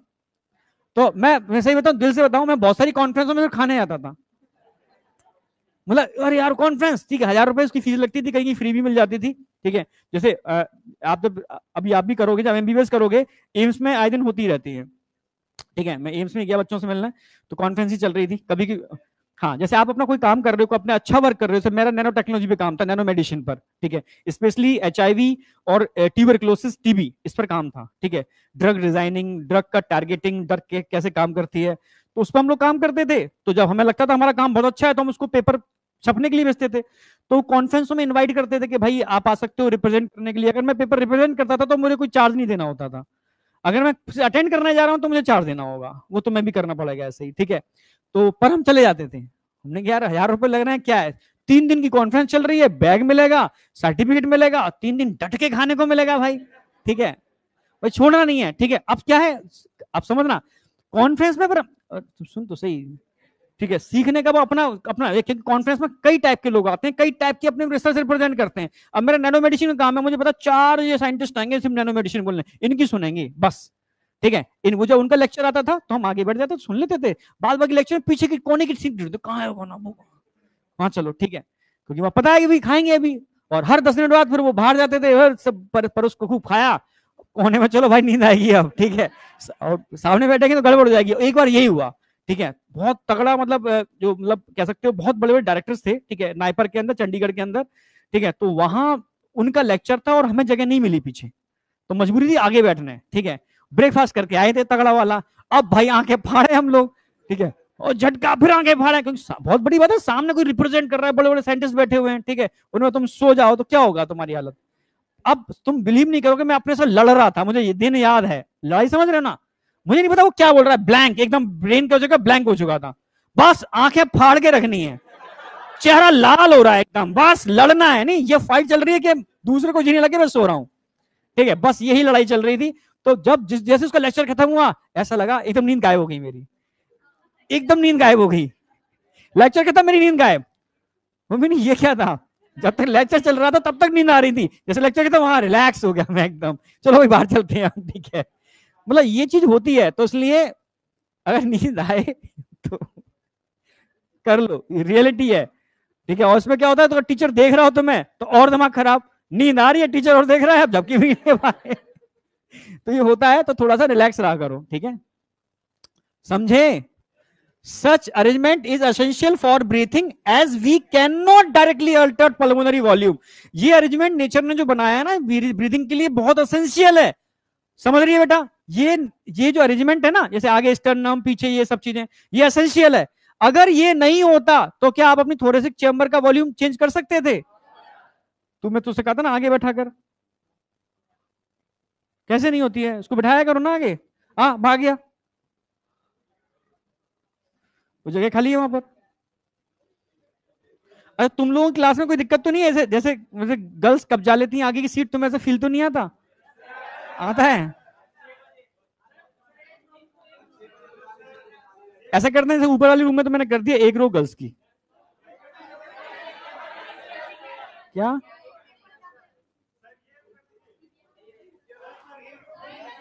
क्या बताऊं क्या? नहीं, बीच वाले रो में नहीं काम नहीं बनेगा, इधर का रो करना होगा, क्योंकि एक्चुअली में तुम्हारी स्ट्रेंथ। अरे क्या बात है, ये क्या है, तुम क्या लड़ाई करवाना चाह रहे हो क्या? चलो बैठो, ऐसे ही बैठो, ऐसे ही बैठो, बस ठीक है, शांत ऐसे बैठो। हाँ नहीं नहीं नहीं, ऐसे तो गड़बड़ हो जाएगा, फिर वो डिफ्यूजन हो जाएगा, ठीक है। मतलब स्कैटरिंग एक अच्छी क्लास में बढ़िया नहीं लगती है। गर्ल्स के रो अलग होते हैं, बॉयज के अलग होते हैं, जैसे जो मुझे बताया गया, ठीक है। अच्छा अभी ऐसे ही बैठो कुछ दिन, वो अपने आप ऊपर से कोई ऑर्डर आएगा तब कर लेंगे, अभी छोड़ो, ठीक है। ऐसा ही नहीं है बैठेगा, तुम सही बैठे हो, ठीक है। अब यहां पर आ जाओ, ठीक है, वापस यहां पर आओ, ठीक है, आ गए यहीं पर ही। मैं ये बोल रहा था कि हमारे लंग्स एक एयर टाइट चैम्बर में, अगर सोचो एनाटॉमी नहीं होती ऐसी, आगे स्टर्नम नहीं होता, पीछे वर्टिकल कॉलम नहीं होते, रिब्स नहीं होते, इंटरकोस्टल मसल्स नहीं होते, तो क्या ब्रीथिंग पॉसिबल है? ब्रीथिंग क्यों कर पा रहे हो? तुम एटमॉस्फेरिक प्रेशर को चेंज कर सकते हो क्या? तुम इतना कर सकते हो कि भाई, और एयर का मूवमेंट हमेशा हाई पार्शियल प्रेशर से लो पार्शियल प्रेशर की तरफ होगा। तुम इतना कर सकते हो कि मैं अपने जो थोरेसिक चैम्बर है उसका वॉल्यूम बढ़ा दूं तो प्रेशर अपने आप कम हो जाएगा, वॉल्यूम कम कर दूं प्रेशर अपने आप बढ़ जाएगा। ये तुम्हारे हाथों में है, और तुम्हारे हाथों में इसके अलावा कुछ नहीं है, समझ रहे हो ना मेरी बात। तो इसके लिए नेचर ने हमें कुछ मसल्स दिए हैं, इंटरकोस्टल मसल्स दिए हैं, डायफ्राम मसल्स दिए हैं, इनकी हेल्प से आप वॉल्यूम को बढ़ा और घटा सकते हो, समझ रहे हो ना मेरी बात। इसकी मदद से आप वॉल्यूम को इंक्रीज और डिक्रीज कर सकते हो, ठीक है। तो वॉल्यूम इंक्रीज डिक्रीज करने का मतलब है आप प्रेशर को इंक्रीज डिक्रीज कर रहे हो, यानी बाहर की एयर को अंदर, अंदर की एयर को बाहर करने में सक्षम हो, समझ रहे हो, इसी को तो ब्रीथिंग बोलते हैं, ठीक है। तो ये बहुत जरूरी है, अगर ये अरेंजमेंट नहीं होगा तो ब्रीथिंग पॉसिबल नहीं है। अब बात करते हैं मैकेनिज्म ऑफ ब्रीथिंग। एक्चुअल में ब्रीथिंग है क्या, ये तो बता रहा था मैं। ब्रीथिंग का मतलब है बाहर की एयर का अंदर आना, अंदर की एयर का बाहर जाना। एयर बाहर के प्रेशर को आप चेंज नहीं कर सकते, पर अंदर के प्रेशर को चेंज कर सकते हो। क्या कर दो, वॉल्यूम बढ़ा दो, वॉल्यूम घटा दो, सिंपल सी बात है। आई या नहीं आई? बस अब इसके लिए मसल्स यूज होते हैं। अब दो मसल्स आपको याद रखने, एक इंटरकोस्टल मसल्स। कौन से मसल्स? इंटरकोस्टल। कोस्टल मतलब रिब्स, इंटर मतलब बीच में, यानी रिब्स के बीच में मिलने वाले मसल्स को इंटरकोस्टल मसल्स कहते हैं, ठीक है। समझ रही है क्या कहने वाला हूं तुझसे मैं? खाया कर, ठीक है, समझ रहे हो ना। मैं तुमसे बोला था एक प्रॉब्लम चल रही है, कल मुझे हुई थी भयंकर, फिर मैंने फोन किया, मैंने ठीक है दिल्ली में, तो पता चला दिल्ली में बहुतों को फैल रही है। एक प्रॉब्लम है, पेट में पेन हो रहा है, ठीक है, इसको ब्लॉटिंग बोलते हैं। गर्मी लगने की वजह से भी हो रहा है लोगों को, मतलब इतना सीवियर हो गया है कि चुनाव के अंदर अभी 4-5 लोगों की डेथ हो गई, न्यूज पर आया है। आप समझ रहे हो, इसमें एकदम ऐसा लगेगा पेट में मतलब फूल रहा है आपका, और मतलब हल्का पेन सा होगा और इन्फेक्शन हो जाएगा। उसको लापरवाही मत करना, नजदीकी किसी डॉक्टर को दिखा लेना। ये कुछ है, कुछ वायरल इन्फेक्शन बताया है, ठीक है, गर्मी की वजह से भी हो रहा है और कुछ बाहर के गलत फूड को खाने की वजह से भी हो रहा है, पर फैल रहा है ये मैं दिल्ली कॉल किया तब बताया मुझे, आगरा कॉल किया वहां मालूम पड़ा मुझे, वहां बहुतों को हो गया। न्यूज देख रहा था, न्यूज में वो आ रहा है इलेक्शन में इतने लोगों का, इसकी वजह से 4-5 लोगों की डेथ हो गई, ठीक है, धूप में ड्यूटी लगी हुई थी उनकी बहुत ज्यादा। हाँ कहाँ हुआ है मुझे पता नहीं, वो कुछ ना बाहर का भी खाया था, धूम में थे सुबह से। तो ये तुम थोड़ा केयर करना, मैंने भी क्या 2-3 दिन से बाहर का ही खा रहा हूँ, ठीक है, समझ रहे हो ना, आई या नहीं आई? हाँ तो थोड़ा केयर करना, जो हो थोड़ा सही से खाना, धूम में मत डोलना, ठीक है। तो दो टाइप के मसल्स बता रहा हूं मैं, एक तो इंटरकोस्टल मसल्स और डायफ्राम मसल्स। ये दो मसल्स थोरेसिक चैम्बर के वॉल्यूम को बढ़ाते हैं और घटाते हैं। क्लियर है बिल्कुल? तो सीधी सी बात है, कॉन्ट्रैक्शन रिलैक्सेशन कैसे बढ़ेगा घटेगा अब समझना। इसमें तुम्हें इंटरनल और एक्सटर्नल इंटरकोस्टल मसल्स पे, इनर मोस्ट पे नहीं ध्यान देना, ये एमबीबीएस में पढ़ोगे। कई चीजें एमबीबीएस के लिए छोड़ रहा हूं मैं। ये दो मसल्स हैं, एक एक्सटर्नल है और एक इंटरनल है, ठीक है। एक एक्सटर्नल इंटरकोस्टल मसल्स और एक इंटरनल इंटरकोस्टल मसल्स, समझना मेरी बात। अब तुम समझने की कोशिश करना, जैसे मान लो ये पसलियां हैं आपकी, पसलियों में एक लेयर तो बाहर बनी हुई है, ये एक लेयर, ये दिख रही है एक लेयर, एक लेयर बाहर बनी हुई है, पिंक कलर से दिखा रहा हूं मैं, एक लेयर बाहर बनी, इसके नीचे एक लेयर और बनी हुई है, इसके जस्ट नीचे एक लेयर और बनी हुई है, इसके ठीक नीचे कट करोगे ना तो उसके नीचे एक लेयर और मिलेगी, उसके नीचे भी एक लेयर और होती है, उससे मतलब नहीं है, मेनली दो लेयर काम करती है, वो थोड़ा सपोर्ट में हेल्प करती है। ये दो लेयर होती है, एक बाहर की लेयर, उसके नीचे एक और लेयर, बाहर की लेयर कट करके देखोगे नीचे एक लेयर और मिलेगी, जो बाहर की लेयर है उसको एक्सटर्नल इंटरकोस्टल मसल्स बोलते हैं, और जो अंदर की लेयर है उसके नीचे वाली उसको इंटरनल इंटरकोस्टल मसल्स बोलते हैं, समझना।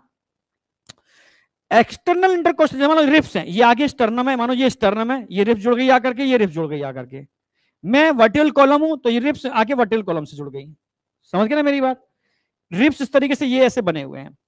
अगर मैं एक्सटर्नल इंटरकोस्टल मसल्स की बात करता हूं तो जब कॉन्ट्रैक्ट करेंगे तो रिप्स कहां उठेंगे, वॉल्यूम बढ़ रहा है घट रहा है, और रिलैक्स करेंगे तो, कॉन्ट्रैक्ट करेंगे तो, रिलैक्स करेंगे तो, ये तो एक्सटर्नल की बात हो गई। अब मैं इंटरनल की बात कर रहा हूं, इंटरनल क्या करते हैं, रिप्स को नॉर्मल से भी नीचे लेकर के आते हैं, ये नीचे, इंटरनल की बात कर रहा हूं, इंटरनल रिप्स को नॉर्मल से भी नीचे लेकर के आएंगे, नहीं आया क्या, तो वॉल्यूम बढ़ रहा है घट रहा है, ये वॉल्यूम है घट रहा है ना।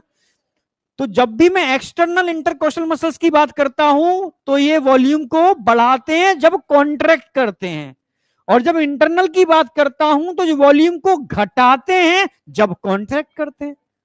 समझ में आया नहीं आया? उसी को लिखूंगा मैं। तो यहां दो टाइप के मसल्स हैं, एक तो डायफ्राम मसल्स और दूसरे इंटरकोस्टल मसल्स। निरंतर इन दो पेशियों के कॉन्ट्रैक्ट और रिलैक्स होने की वजह से ही ये प्रक्रिया संभव है, हो पाती है। समझ पा रहे हो ना? हाँ एकदम एक्टिव रहो बेटा, ऐसे काम नहीं चलेगा। समझ में आया नहीं आया? तो सिंपल सी बात है। अब इंटरकोस्टल मसल्स भी दो टाइप के हो सकते हैं, इंटरकोस्टल मसल्स भी दो टाइप के हैं यहां पर जो आपको ध्यान रखने, एक एक्सटर्नल और दूसरे इंटरनल। एक्सटर्नल की बात की जाए तो बस ध्यान रखना, ये जब काम करते हैं वो किस दौरान काम करते हैं, नॉर्मल ब्रीथिंग के टाइम पर, नॉर्मल ब्रीथिंग,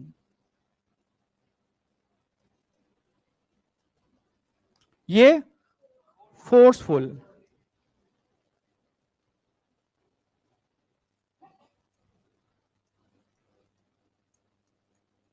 फोर्सफुल ब्रीथिंग के टाइम पर ये काम करते हैं। हाँ नॉर्मल ब्रीथिंग के टाइम पर जब ये कॉन्ट्रैक्ट करेंगे तो क्या होगा,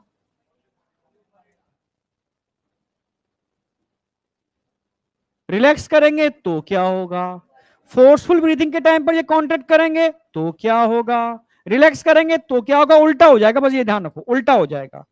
यानी अगर ये कॉन्ट्रैक्ट करेंगे तो वॉल्यूम बढ़ेगा, ऐसे बढ़ा दिखाते रहे, इंक्रीज वॉल्यूम। थोड़ा सा लिख दूं पूरा, इंक्रीज थोरेसिक वॉल्यूम। हाँ ये जब रिलैक्स करेंगे तो क्या होगा, डिक्रीज थोरेसिक वॉल्यूम, सिंपल सी बात। इनमें उल्टा हो जाएगा, ये कॉन्ट्रैक्ट करेंगे तो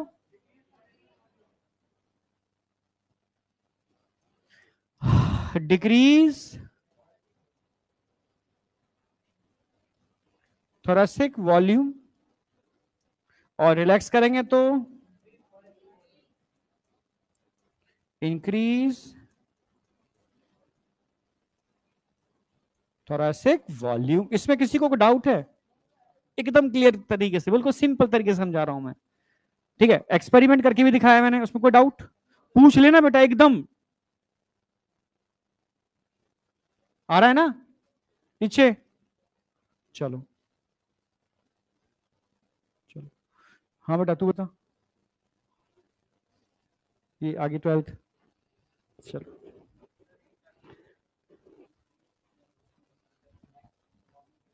अब देखो, एक्सटर्नल, ये not not condition, external contract, external relax, internal contract, external relax, contract relax वहीं आगे बीच में, ठीक है। यानी इंटरनल रिलैक्स करते हैं वॉल्यूम बढ़ेगा, कॉन्ट्रैक्ट करेंगे वॉल्यूम घटेगा, और एक्सटर्नल कॉन्ट्रैक्ट करेंगे वॉल्यूम बढ़ेगा, रिलैक्स करेंगे वॉल्यूम घटेगा, उल्टा हो रहा है, बस सिंपल सी बात।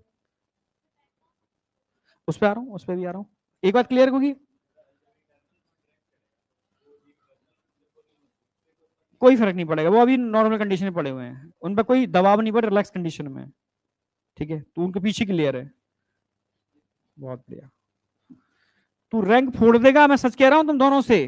कहां गया 12th वाला एक बच्चा? हाँ समझ रहे हो ना, मैं मेरे अपना एक्सपीरियंस है, अगर आप 12th में दब के मेहनत कर लो, 11 12th को मुट्ठी में ले लो, क्योंकि 11th ले लो, 12th तो तुम्हें वो मतलब वो बोर्ड का डंडा होता है, बोर्ड का प्रेशर, बोर्ड समझते हो ना, हाँ एग्जाम होते हैं बोर्ड के, वो करवा देगा।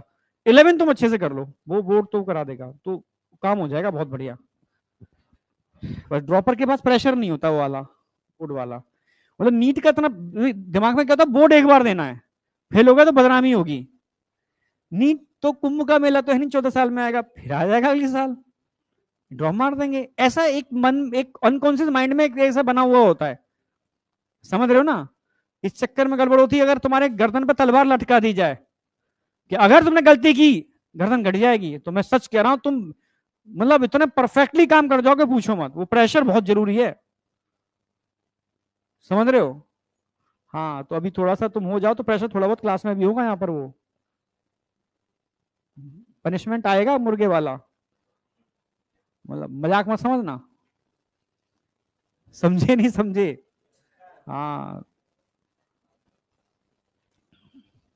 तरुण सर से कह दूंगा आए तो उसका डंडा लेके आए एक, ठीक है, वैसे मुझे पता तुम नौबत नहीं आने दोगे, ठीक है। एक छोटी सी एक डंडा रखते हैं हम लोग, जनकपुरी में रखते हैं, ठीक है। तो अभी गए थे मतलब एक दो बच्चे तो मतलब होते ना नेता टाइप के, उनके लिए आज गड़बड़ की ना, समझ ले फिर आगे से, एक दो आगे अपने यही मतलब हैं थोड़े से, 2 3 साल 3 साल ड्रॉप करने के बाद थोड़ा नेतागिरी वाला आ जाता है। यहां तक समझ में आया? कोई डाउट? आगे बढ़ रहा हूं। अब हम बात करते हैं पूरा डायफ्राम का कंसेप्ट भी ऐड करते हैं इसके अंदर, ठीक है। अब समझो मेरी बात, मान लो हमारा डायफ्राम कैसा होता है, डॉम शेप, इसमें तो कोई डाउट है नहीं, डॉम शेप समझते हो ना, गुम्बद आकार, डॉम ही है ना, हाँ थोड़ा सा और,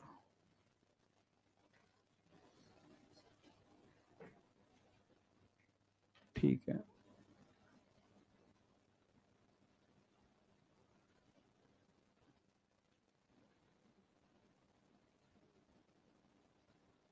सच में तुम बस ऐसी कंसिस्टेंसी मेंटेन रखो, मजा आ जाएगा। स्टार्टिंग के 1 महीने तक तो रहती है, तो 3 टेस्ट के बाद अगर तुम रख पाओ तो तभी मजा आएगा। ऊपर क्या होगा, स्टर्नम, इसमें तो कोई डाउट है ही नहीं, ये मान लो स्टर्नम है, अच्छा। इस चैम्बर की बात की जाए तो ये मान लो पूरा थोरेसिक चैम्बर इस तरीके से मान लो, ठीक है। इस चैम्बर के अंदर साइड में क्या होते हैं, रिप्स होते हैं, ये भी कोई डाउट नहीं आपको, ये रिप्स हैं जुड़े हुए हैं इस तरीके से, दो दिखा देता हूं मैं, रिप्स हैं जुड़े हुए हैं इस तरीके से, और रिप्स के बीच में कौन होते हैं, इंटरकोस्टल मसल्स, ठीक है। थोड़े हल्का से दिखा देते हैं बना करके,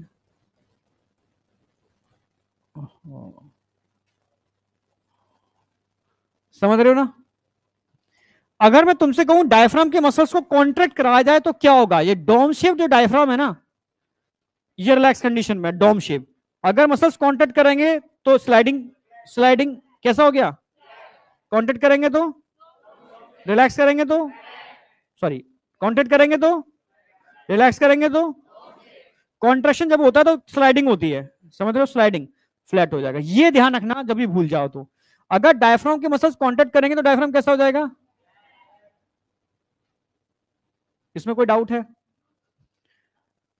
अब मैं बात कर रहा हूं एक्सटर्नल इंटरकोस्टल मसल्स की, ठीक है। अगर ये मसल्स कॉन्ट्रैक्ट करेंगे तो रिब्स ऊपर जाएंगे नीचे जाएंगे? ये रिब्स यहां से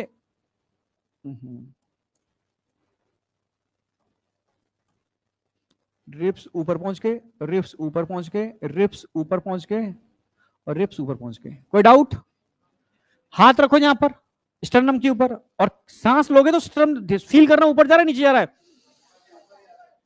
ऊपर जा रहा है ना। अगर रिब्स ऊपर जा रहे हैं तो स्टर्नम भी तो ऊपर लिफ्ट अप हो रहा है ना, एनसीईआरटी की लाइन, ठीक है। जब ऐसा होगा तो स्टर्नम भी लिफ्ट अप होगा।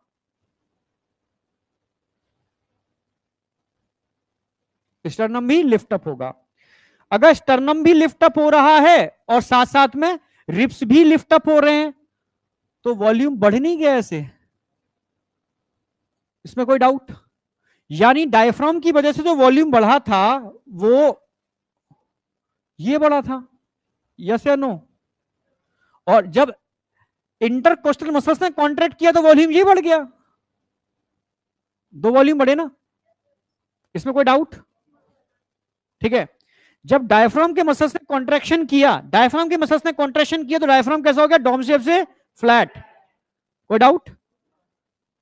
और जब एक्सटर्नल इंटरकोस्टल मसल्स ने कॉन्ट्रैक्ट किया तो रिब्स ऊपर जा रहे हैं, स्टर्नम भी ऊपर जा रहा है, तो यहां पर वॉल्यूम बढ़ रहा है। क्लियर है बिल्कुल?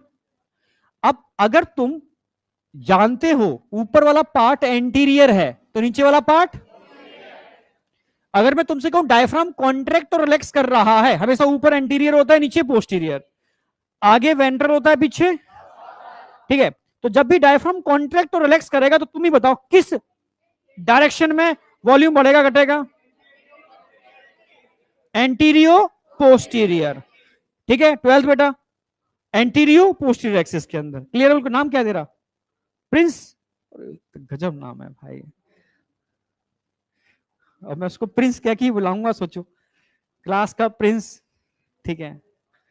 तो भाई ठीक है, नाम भी इतना गजब है, प्रिंस, ठीक है।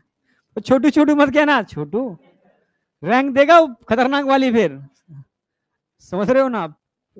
हाँ ठीक है। तो क्या है यहां पर, समझ रहे हो ना? एंटीरियो पोस्टीरियर एक्सिस। कोई डाउट? एकदम क्लियर है? चलो एक बात तो एक्सिस समझ में आ गई। तो अगर डायफ्राम के मसल्स कॉन्ट्रैक्ट करेंगे तो वॉल्यूम जो बढ़ेगा वो एंटीरियो पोस्टीरियर एक्सिस में बढ़ेगा, ठीक है। हाँ समझ में आ गया ना? During contraction, during contraction of diaphragm muscles,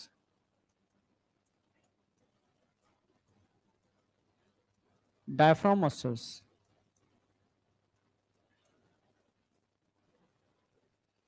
increase या डिक्रीज भी हो सकता है, ठीक है।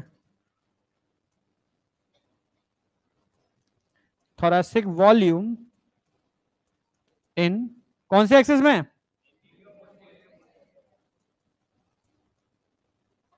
एंटीरियो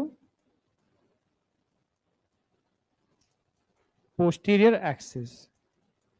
कोई डाउट? यस या नो? क्लियर है? पक्का?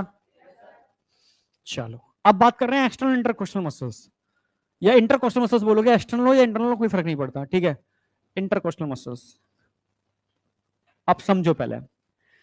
अगर मैं इंटरकोस्टल मसल्स की बात कर रहा हूं तो आगे जुड़ी हुई है स्टर्नम से, पीछे जुड़ी हुई है रिब से।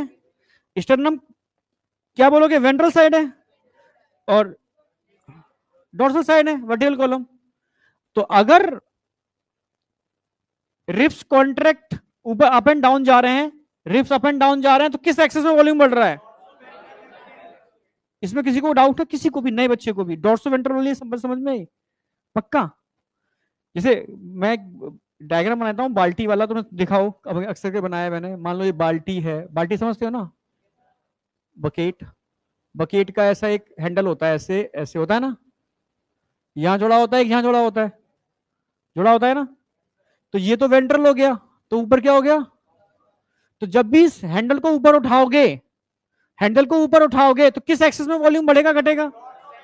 जिस एक्सिस में वो जुड़ा हुआ है, वेंट्रल और डोर्सल एक्सिस में।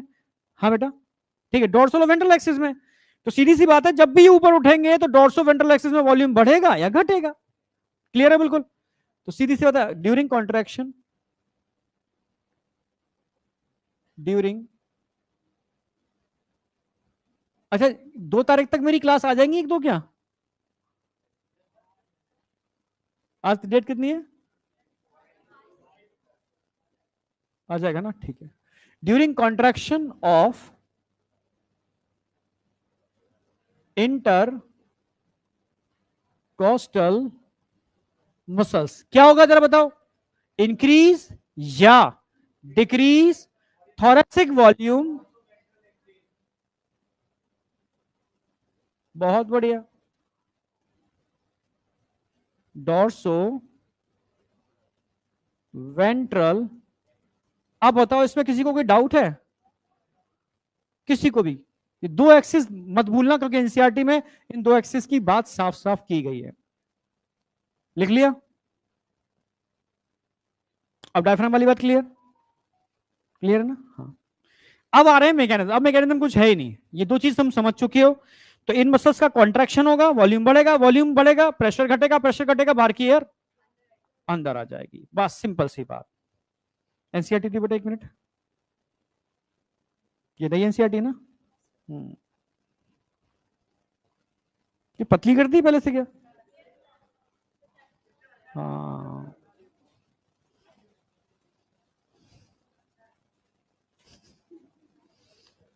कंपटीशन बढ़ रहा है इसकी वजह से। अगर पेपर ऐसा ही होता रहा ना तो कंपटीशन और टाइट हो जाएगा, कट ऑफ और बढ़ जाएगी, फिर एक एक क्वेश्चन की वैल्यू होगी। पर कुछ भरोसा नहीं है, ये साल कुछ भी कर दे, मतलब ये पता नहीं पेपर बनाने वाले कैसे बना देते हैं, कुछ भी कर सकते हैं। तो अपनी तरफ से पूरी कमर कस के जाओ, ठीक है? बट डिलीटेड टॉपिक से तो नहीं देंगे। नहीं नहीं नहीं।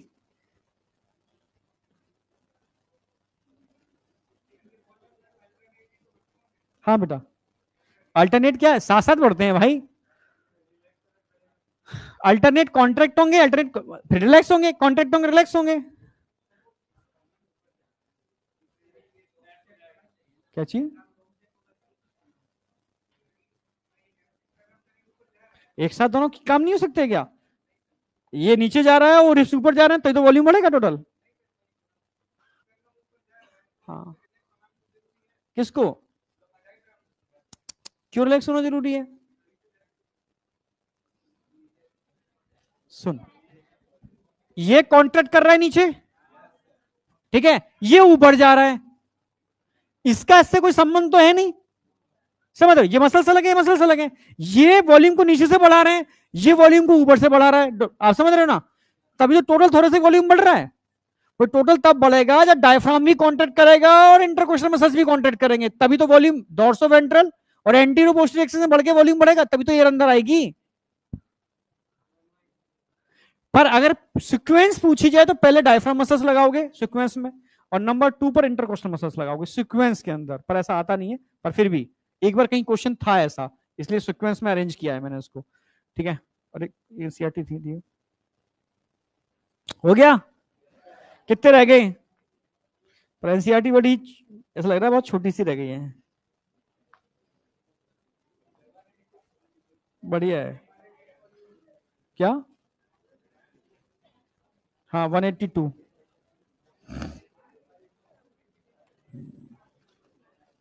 ठीक है, लेकिन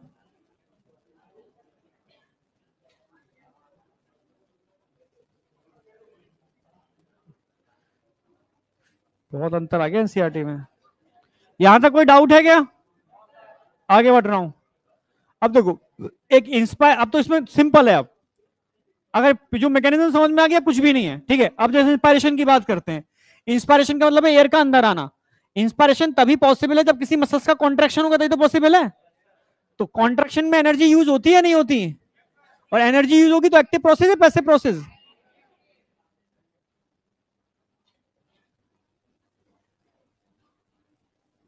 एक्टिव प्रोसेस होगा, इसमें तो कोई डाउट है ही नहीं।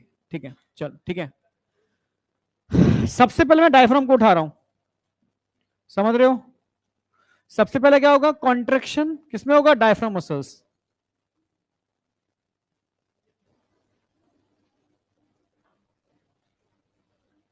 Contraction in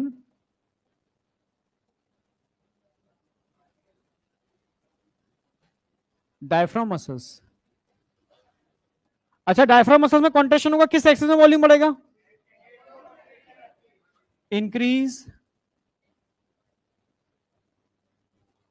thoracic volume in antero posterior, इसमें तो कोई डाउट है नहीं आपको। फिर क्या होगा इसके बाद? नंबर 2, कॉन्ट्रैक्शन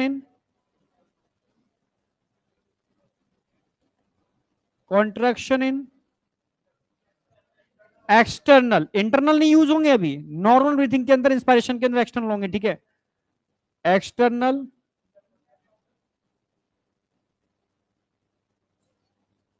इंटरकोस्टल मसल्स, जब एक्सटर्नल इंटरकोस्टल मसल्स कॉन्टेक्ट करेंगे तो वॉल्यूम किस एक्सिस में बढ़ेगा?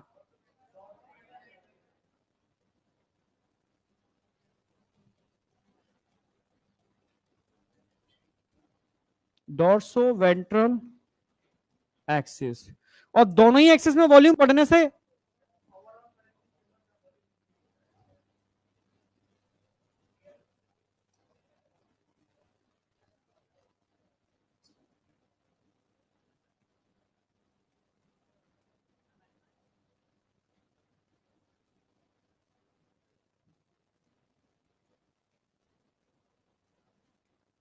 Total volume of thoracic chamber increase. अगर टोटल वॉल्यूम बढ़ेगा तो इंट्रा पल्मोनरी प्रेशर घटेगा या बढ़ेगा? वॉल्यूम बढ़ने से इंट्रा पल्मोनरी प्रेशर घटता है, कोई डाउट? ठीक है, इसकी वजह से क्या होगा? Decrease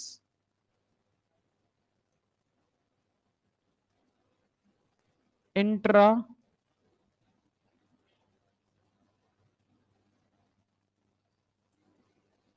pulmonary pressure.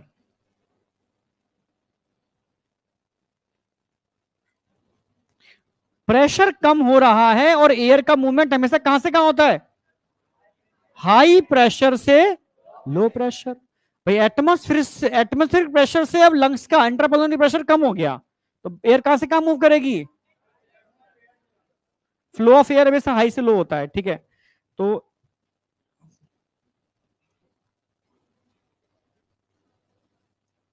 Flow of air कहां से कहां होगा? एटमॉस्फेयर से लंग्स। इसी को क्या बोलते हैं? इंस्पायरेशन। कोई डाउट? डायग्राम क्या दिखा रहा है? डायग्राम देख लो। एरो क्या बताना चाह रहे हैं? एरो बता रहे हैं कि रिप्स ऊपर जा रहे हैं, रिप्स ऊपर जा रहे हैं। यहां पर भी ऐड कर लो, ये एनसीईआरटी में पूछा जा सकता है। रिप्स और स्टर्नम क्या हो रहे हैं? यहां पर लिफ्ट अप हो रहे हैं।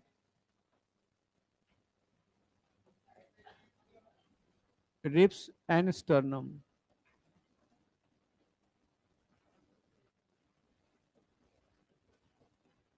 ये एनसीईआरटी में दे रखा है, थोड़ा पूछ सकते हैं, ठीक। अब ध्यान से देखो डायग्राम, डायग्राम देखो, ये एरो ऊपर जा रहे, क्या बता रहे हैं? कि भाई रिप्स ऊपर जा रहे हैं। ये एरो क्या दिखा रहे हैं? डायफ्राम फ्लैट हो रहा है। जब ये फ्लैट हो रहा है, ये ऊपर जा रहे हैं, टोटल वॉल्यूम बढ़ेगा घटेगा? अगर वॉल्यूम बढ़ेगा तो प्रेशर, कौन सा प्रेशर? Intra pulmonary pressure. पुराने नोट्सों में लिख लेना, इंट्रा पल्मोनरी प्रेशर, वहां मैंने टर्म यूज नहीं किया है। अब एनसीईआरटी का एक एक टर्म यूज करूंगा मैं, एनसीईआरटी डिट्टो छापूंगा मैं कंसेप्ट के साथ, समझ रहे हो? जैसे क्वेश्चन तुम्हारे छूटे ना, तुम्हें क्वेश्चन इजी लगे, लैंग्वेज मैचिंग वाली हो, ठीक है। तो इंट्रा पल्मोनरी प्रेशर घटेगा, और जब इंट्रा पल्मोनरी प्रेशर घटेगा तो सीधी सी बात है, एयर का मूवमेंट कहां आएगा? इसमें कोई डाउट? इसमें कोई डाउट? डिक्रीज, सॉरी, ठीक है, डिक्रीज इंट्रा पल्मोनरी प्रेशर। किसी को कोई डाउट है तो पूछ सकता है।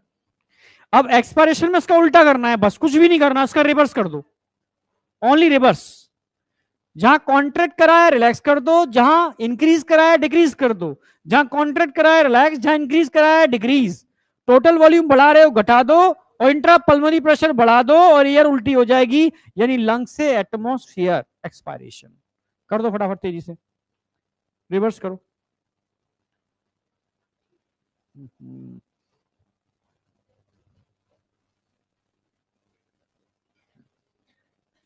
रिवर्स करो फटाफट तेजी से।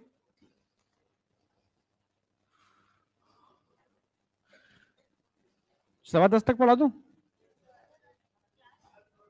अच्छा क्लास हो गई। हाँ हाँ? अरे नहीं, फिजिक्स में गड़बड़ नहीं, फिजिक्स तो पूरा करो।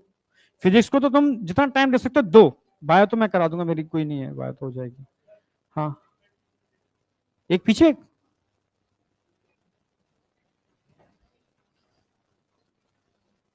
पूछो,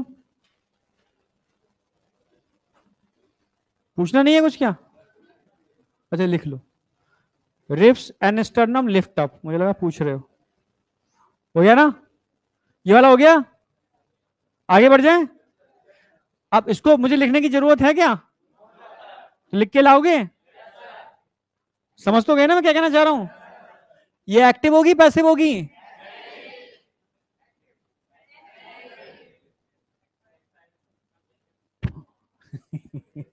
ये कौन था ये रट्टू तोता, ठीक है, दिमाग लगाया, अगला तो एक्टिव होगा। हाँ वो समझ गया, वो बिना देखे जो बोलते हैं, ये गड़बड़ करेगा, ध्यान रखियो, एकदम दिमाग खोल के रखो, ठीक है। मैं करवाऊंगा तुमसे, क्वेश्चन दे रहा हूँ 15 बना के आने सबको, अच्छे क्वेश्चन है, ठीक है। पैसे प्रोसेस है, ये होमवर्क है, सिर्फ कुछ भी नहीं करना। अब यहां पर क्या होगा, उल्टा हो जाएगा, रिब्स और स्टर्नम कहां जा रहे हैं, डायफ्राम कहां जा रहा है, वापस डॉम सेप हो रहा है, ये नीचे आ रहे हैं, वॉल्यूम बढ़ रहा है घट रहा है, वॉल्यूम घटेगा तो प्रेशर, इंट्रापल्मोनरी प्रेशर इस बार, और इंट्रापल्मोनरी प्रेशर बढ़ जाएगा तो एयर अंदर से। अब ये बताओ तुम लोग लिख पाओगे ये वाला उल्टा मैं रिवर्स लिखा हूं तो? पक्का लिख लेगी ना अपने आप? लिख लोगे ना? फिर से बता दे रहा हूं मैं, सिर्फ इसको उल्टा करना है, कॉन्ट्रैक्ट की जगह इंक्रीज की जगह, कॉन्ट्रैक्ट की जगह इंक्रीज की जगह, वॉल्यूम बढ़ रहा है क्या कर दोगे नीचे, घट रहा है क्या कर दोगे, एयर बाहर से अंदर आ रही है अंदर से, सिंपल। चलो अब थोड़ा उल्टी बात करते हैं, फोर्स द एक्सपायरेशन। जब आप दौड़ लगाते हो, जिम करते हो, या समझ रहे हो सीढ़ियां चढ़ते हो उतरते हो, या फाइट करते हो लड़ते झगड़ते हो, ठीक है, समझ रहे हो, उसमें एनर्जी लेवल हाई होता है, ठीक है, आपकी ब्रीथिंग तेज हो रही होती है, आप समझ रहे हो, समझे नहीं समझे? अभी मुझे कुछ दिनों पहले एक याद आया है लड़ाई के बारे में, ठीक है, दो बच्चे लड़ रहे थे बुरी तरह से, मतलब कुछ होश ही नहीं है उन्हें कर क्या रहे हैं वो, बुरी तरह से लड़ना होता है ना। चलो अब आ जाओ, ठीक है, तो उस समय आपका ब्रीदिंग प्रोसेस बहुत हाई होता है, ठीक है, या सिंपल दौड़ तो तुमने लगाई होगी ना, उसमें तुम सांस ले नहीं पा रहे हो, निकाल पे ले रहे हो, समझ रहे हो, तो उस समय क्या करना होता है, तेजी से फोर्सफुल एक्सपायरेशन करना होता है आपको, ठीक है, हो रहा होता है क्योंकि निमोटैक्सिक सेंटर एक्टिवेट हो जाता है, पढ़ाऊंगा अभी। तो उसमें क्या करते हैं आप, एक्सटर्नल मसल्स को यूज नहीं करते हो, अब इस बार कुछ और यूज कर रहे हो आप, इंटरनल इंटरकोस्टल मसल्स। जब वॉल्यूम को नॉर्मल से भी कम करना है तो क्या करना पड़ेगा, इंटरनल इंटरकोस्टल मसल्स को यूज करना होगा, आप समझ रहे हो ना? कौन से मसल्स को यूज करना होगा, इंटरनल इंटरकोस्टल मसल्स, क्लियर है बिल्कुल? तो उसको यूज करोगे, और डायफ्राम तो अपना नॉर्मल शेप में था, उसको तो और ऊपर तो नहीं कर सकते ना, तो आप मदद किसकी लोगे, एबडोमिनल, इनको कॉन्ट्रैक्ट कराओगे तो डायफ्राम पे धक्का लगेगा, नहीं समझना मेरी बात। अब तुम दो काम करोगे, एक तो क्या काम करने वाले हो आप, हाँ, एक तो काम करने वाले हो इंटरनल इंटरकोस्टल मसल्स को कॉन्ट्रैक्ट कराओगे, थोरेसिक वॉल्यूम पहले से क्या होगा, कम होगा, पहला काम। एबडोमिनल मसल्स की हेल्प लोगे कि भाई यहां से तुम फोर्स लगाओ जिससे डायफ्राम को और डोम शेप में पहुंचाया जा सके, आप समझ रहे हो? कोई डायफ्राम तो रिलैक्स है ना, वो तो अब रिलैक्स है, तुम उसको और ऊपर क्या लेके जाओगे?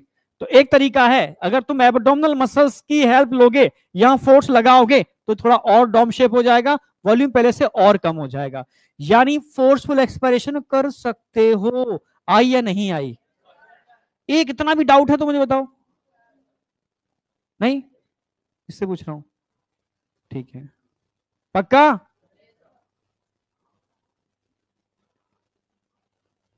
हाँ बेटा प्रिंस, पक्का एकदम बढ़िया, सेट है ना बेटे में, बस ठीक है। चलो तो अब यहां दो टाइप के मसल्स यूज करने वाले हैं, ठीक है। अरे एक तो हम यूज करने वाले inter coastal muscles, ICM plus abdominal muscles, ऐसे ही लिख के आया हुआ एक बार किसी एग्जाम में, ठीक है। इन दोनों को क्या करा रहे हैं हम, कॉन्ट्रैक्ट। अगर इन दोनों को कॉन्ट्रैक्ट कराओगे तो क्या करोगे, क्या होगा इससे, डिक्रीज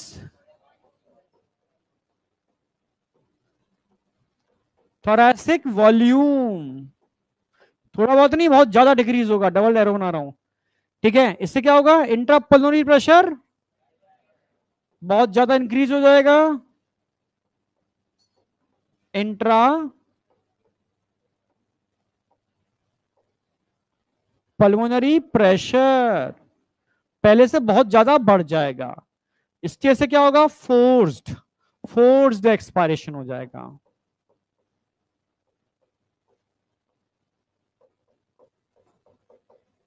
इसमें किसी को डाउट है, बस मसल्स पे क्वेश्चन आता है, कौन से मसल्स इन्वॉल्व होते हैं और कुछ भी नहीं आता। फोर्स्ड एक्सपायरेशन,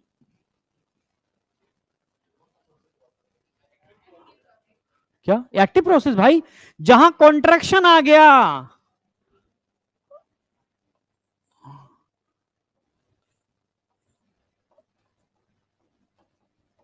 ठीक है। कॉन्ट्रैक्शन रिलैक्सेशन के बेस पर अब एक्टिव पैसिव बोलते हो, मॉलिकुलर बेस पर नहीं बोल सकते, मॉलिकुलर बेस पे तो चीजें अलग होती हैं, ठीक है।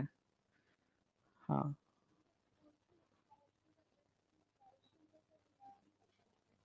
नहीं नहीं नहीं, वही देखो सुनो,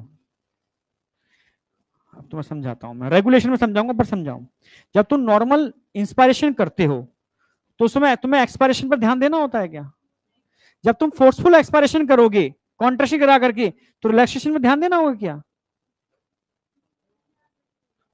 जब अब तुम्हारा ध्यान पूरा फोकस क्या कर रहा है, निकालने पर, आ तो अपने आप जाएगा, निकालने पर आ तो अपने आप जाएगा, निकालने पर आ तो अपने आप जाएगा, समझ रहे ना मेरी बात। हाँ यानी यहां जो रेगुलेशन हो रहा है सिर्फ एक्सपायरेशन का हो रहा है, और नॉर्मल ब्रीथिंग में रेगुलेशन सिर्फ इंस्पायरेशन का हो रहा है, एक्सपायरेशन अपने आप, वही जो पैसे मैकेनिज्म उसमें क्या करना, समझे नहीं समझे।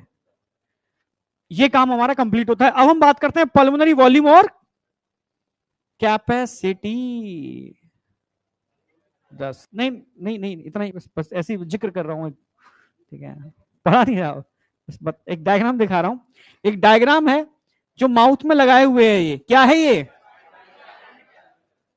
और जो स्पायरोमीटर से वो एयर लेता है निकालता है तो ऐसे ग्राफिकल रिप्रेजेंटेशन आता है, क्या बोलते हैं इसको, ये तो जानते हो ना, ये जो क्या है, स्पायरोग्राम, स्पायरोग्राम जो माउथ में लगाया हुआ है, ये नजर क्या आ रहा है, स्पायरोमीटर। किसी भी अगर लंग्स पल्मोनरी एक्सपर्ट के पास गए हो तो उसके जो क्लिनिक होगा उसमें रखा होगा ये, ठीक है। वो नाक में क्लिप लगाता है ऐसे, गहरी सांस ले, निकाल, फिर एक मॉनिटर होता है, अच्छा, यानी इससे आप क्लिनिकल डायग्नोस्टिक सिग्निफिकेंस निकाल पाओगे कि तेरे लंग्स काम कर रहे हैं या नहीं कर रहे, आई या नहीं आई। तो ये मैं अगली क्लास में कराऊंगा, ठीक है। अब क्वेश्चन देख लो, अच्छे क्वेश्चन है, मैंने एक पीपीटी पे ही 2 लगा दिए,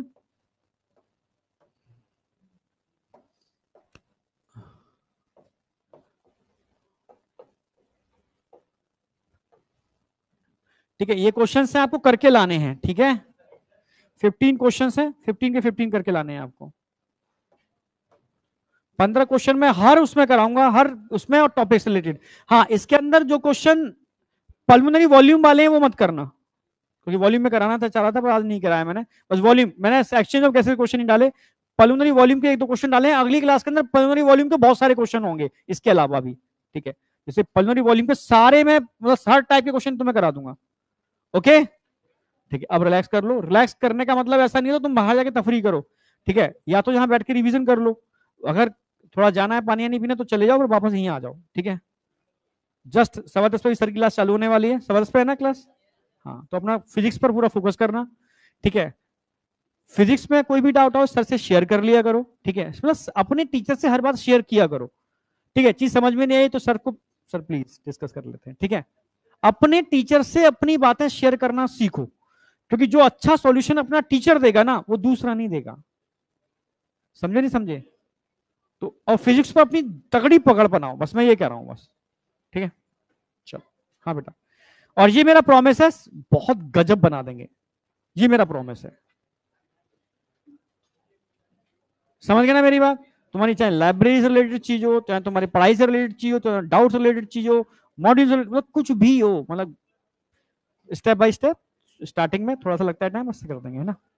बस एकदम पॉजिटिव रहना और अपना होमवर्क प्रॉपर करना, ठीक है। हाँ बेटा, हाँ।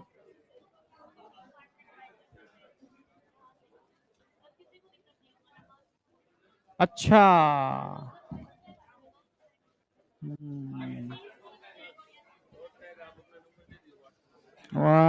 चल बाहर से मैं यहीं पर ही हूँ, क्या डाउट हद कर दी। देखो सही तो रहेगा, तुम्हें कोई दिक्कत तो नहीं है, सारी कल्स आ जाएंगी। अभी तो चलो चलने दो, अभी ऊपर वाली क्लास के लिए था, अब इसमें तो चलने दो अभी, ठीक है, अभी ऐसे ही ठीक। हाँ,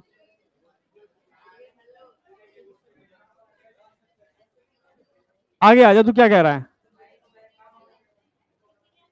ये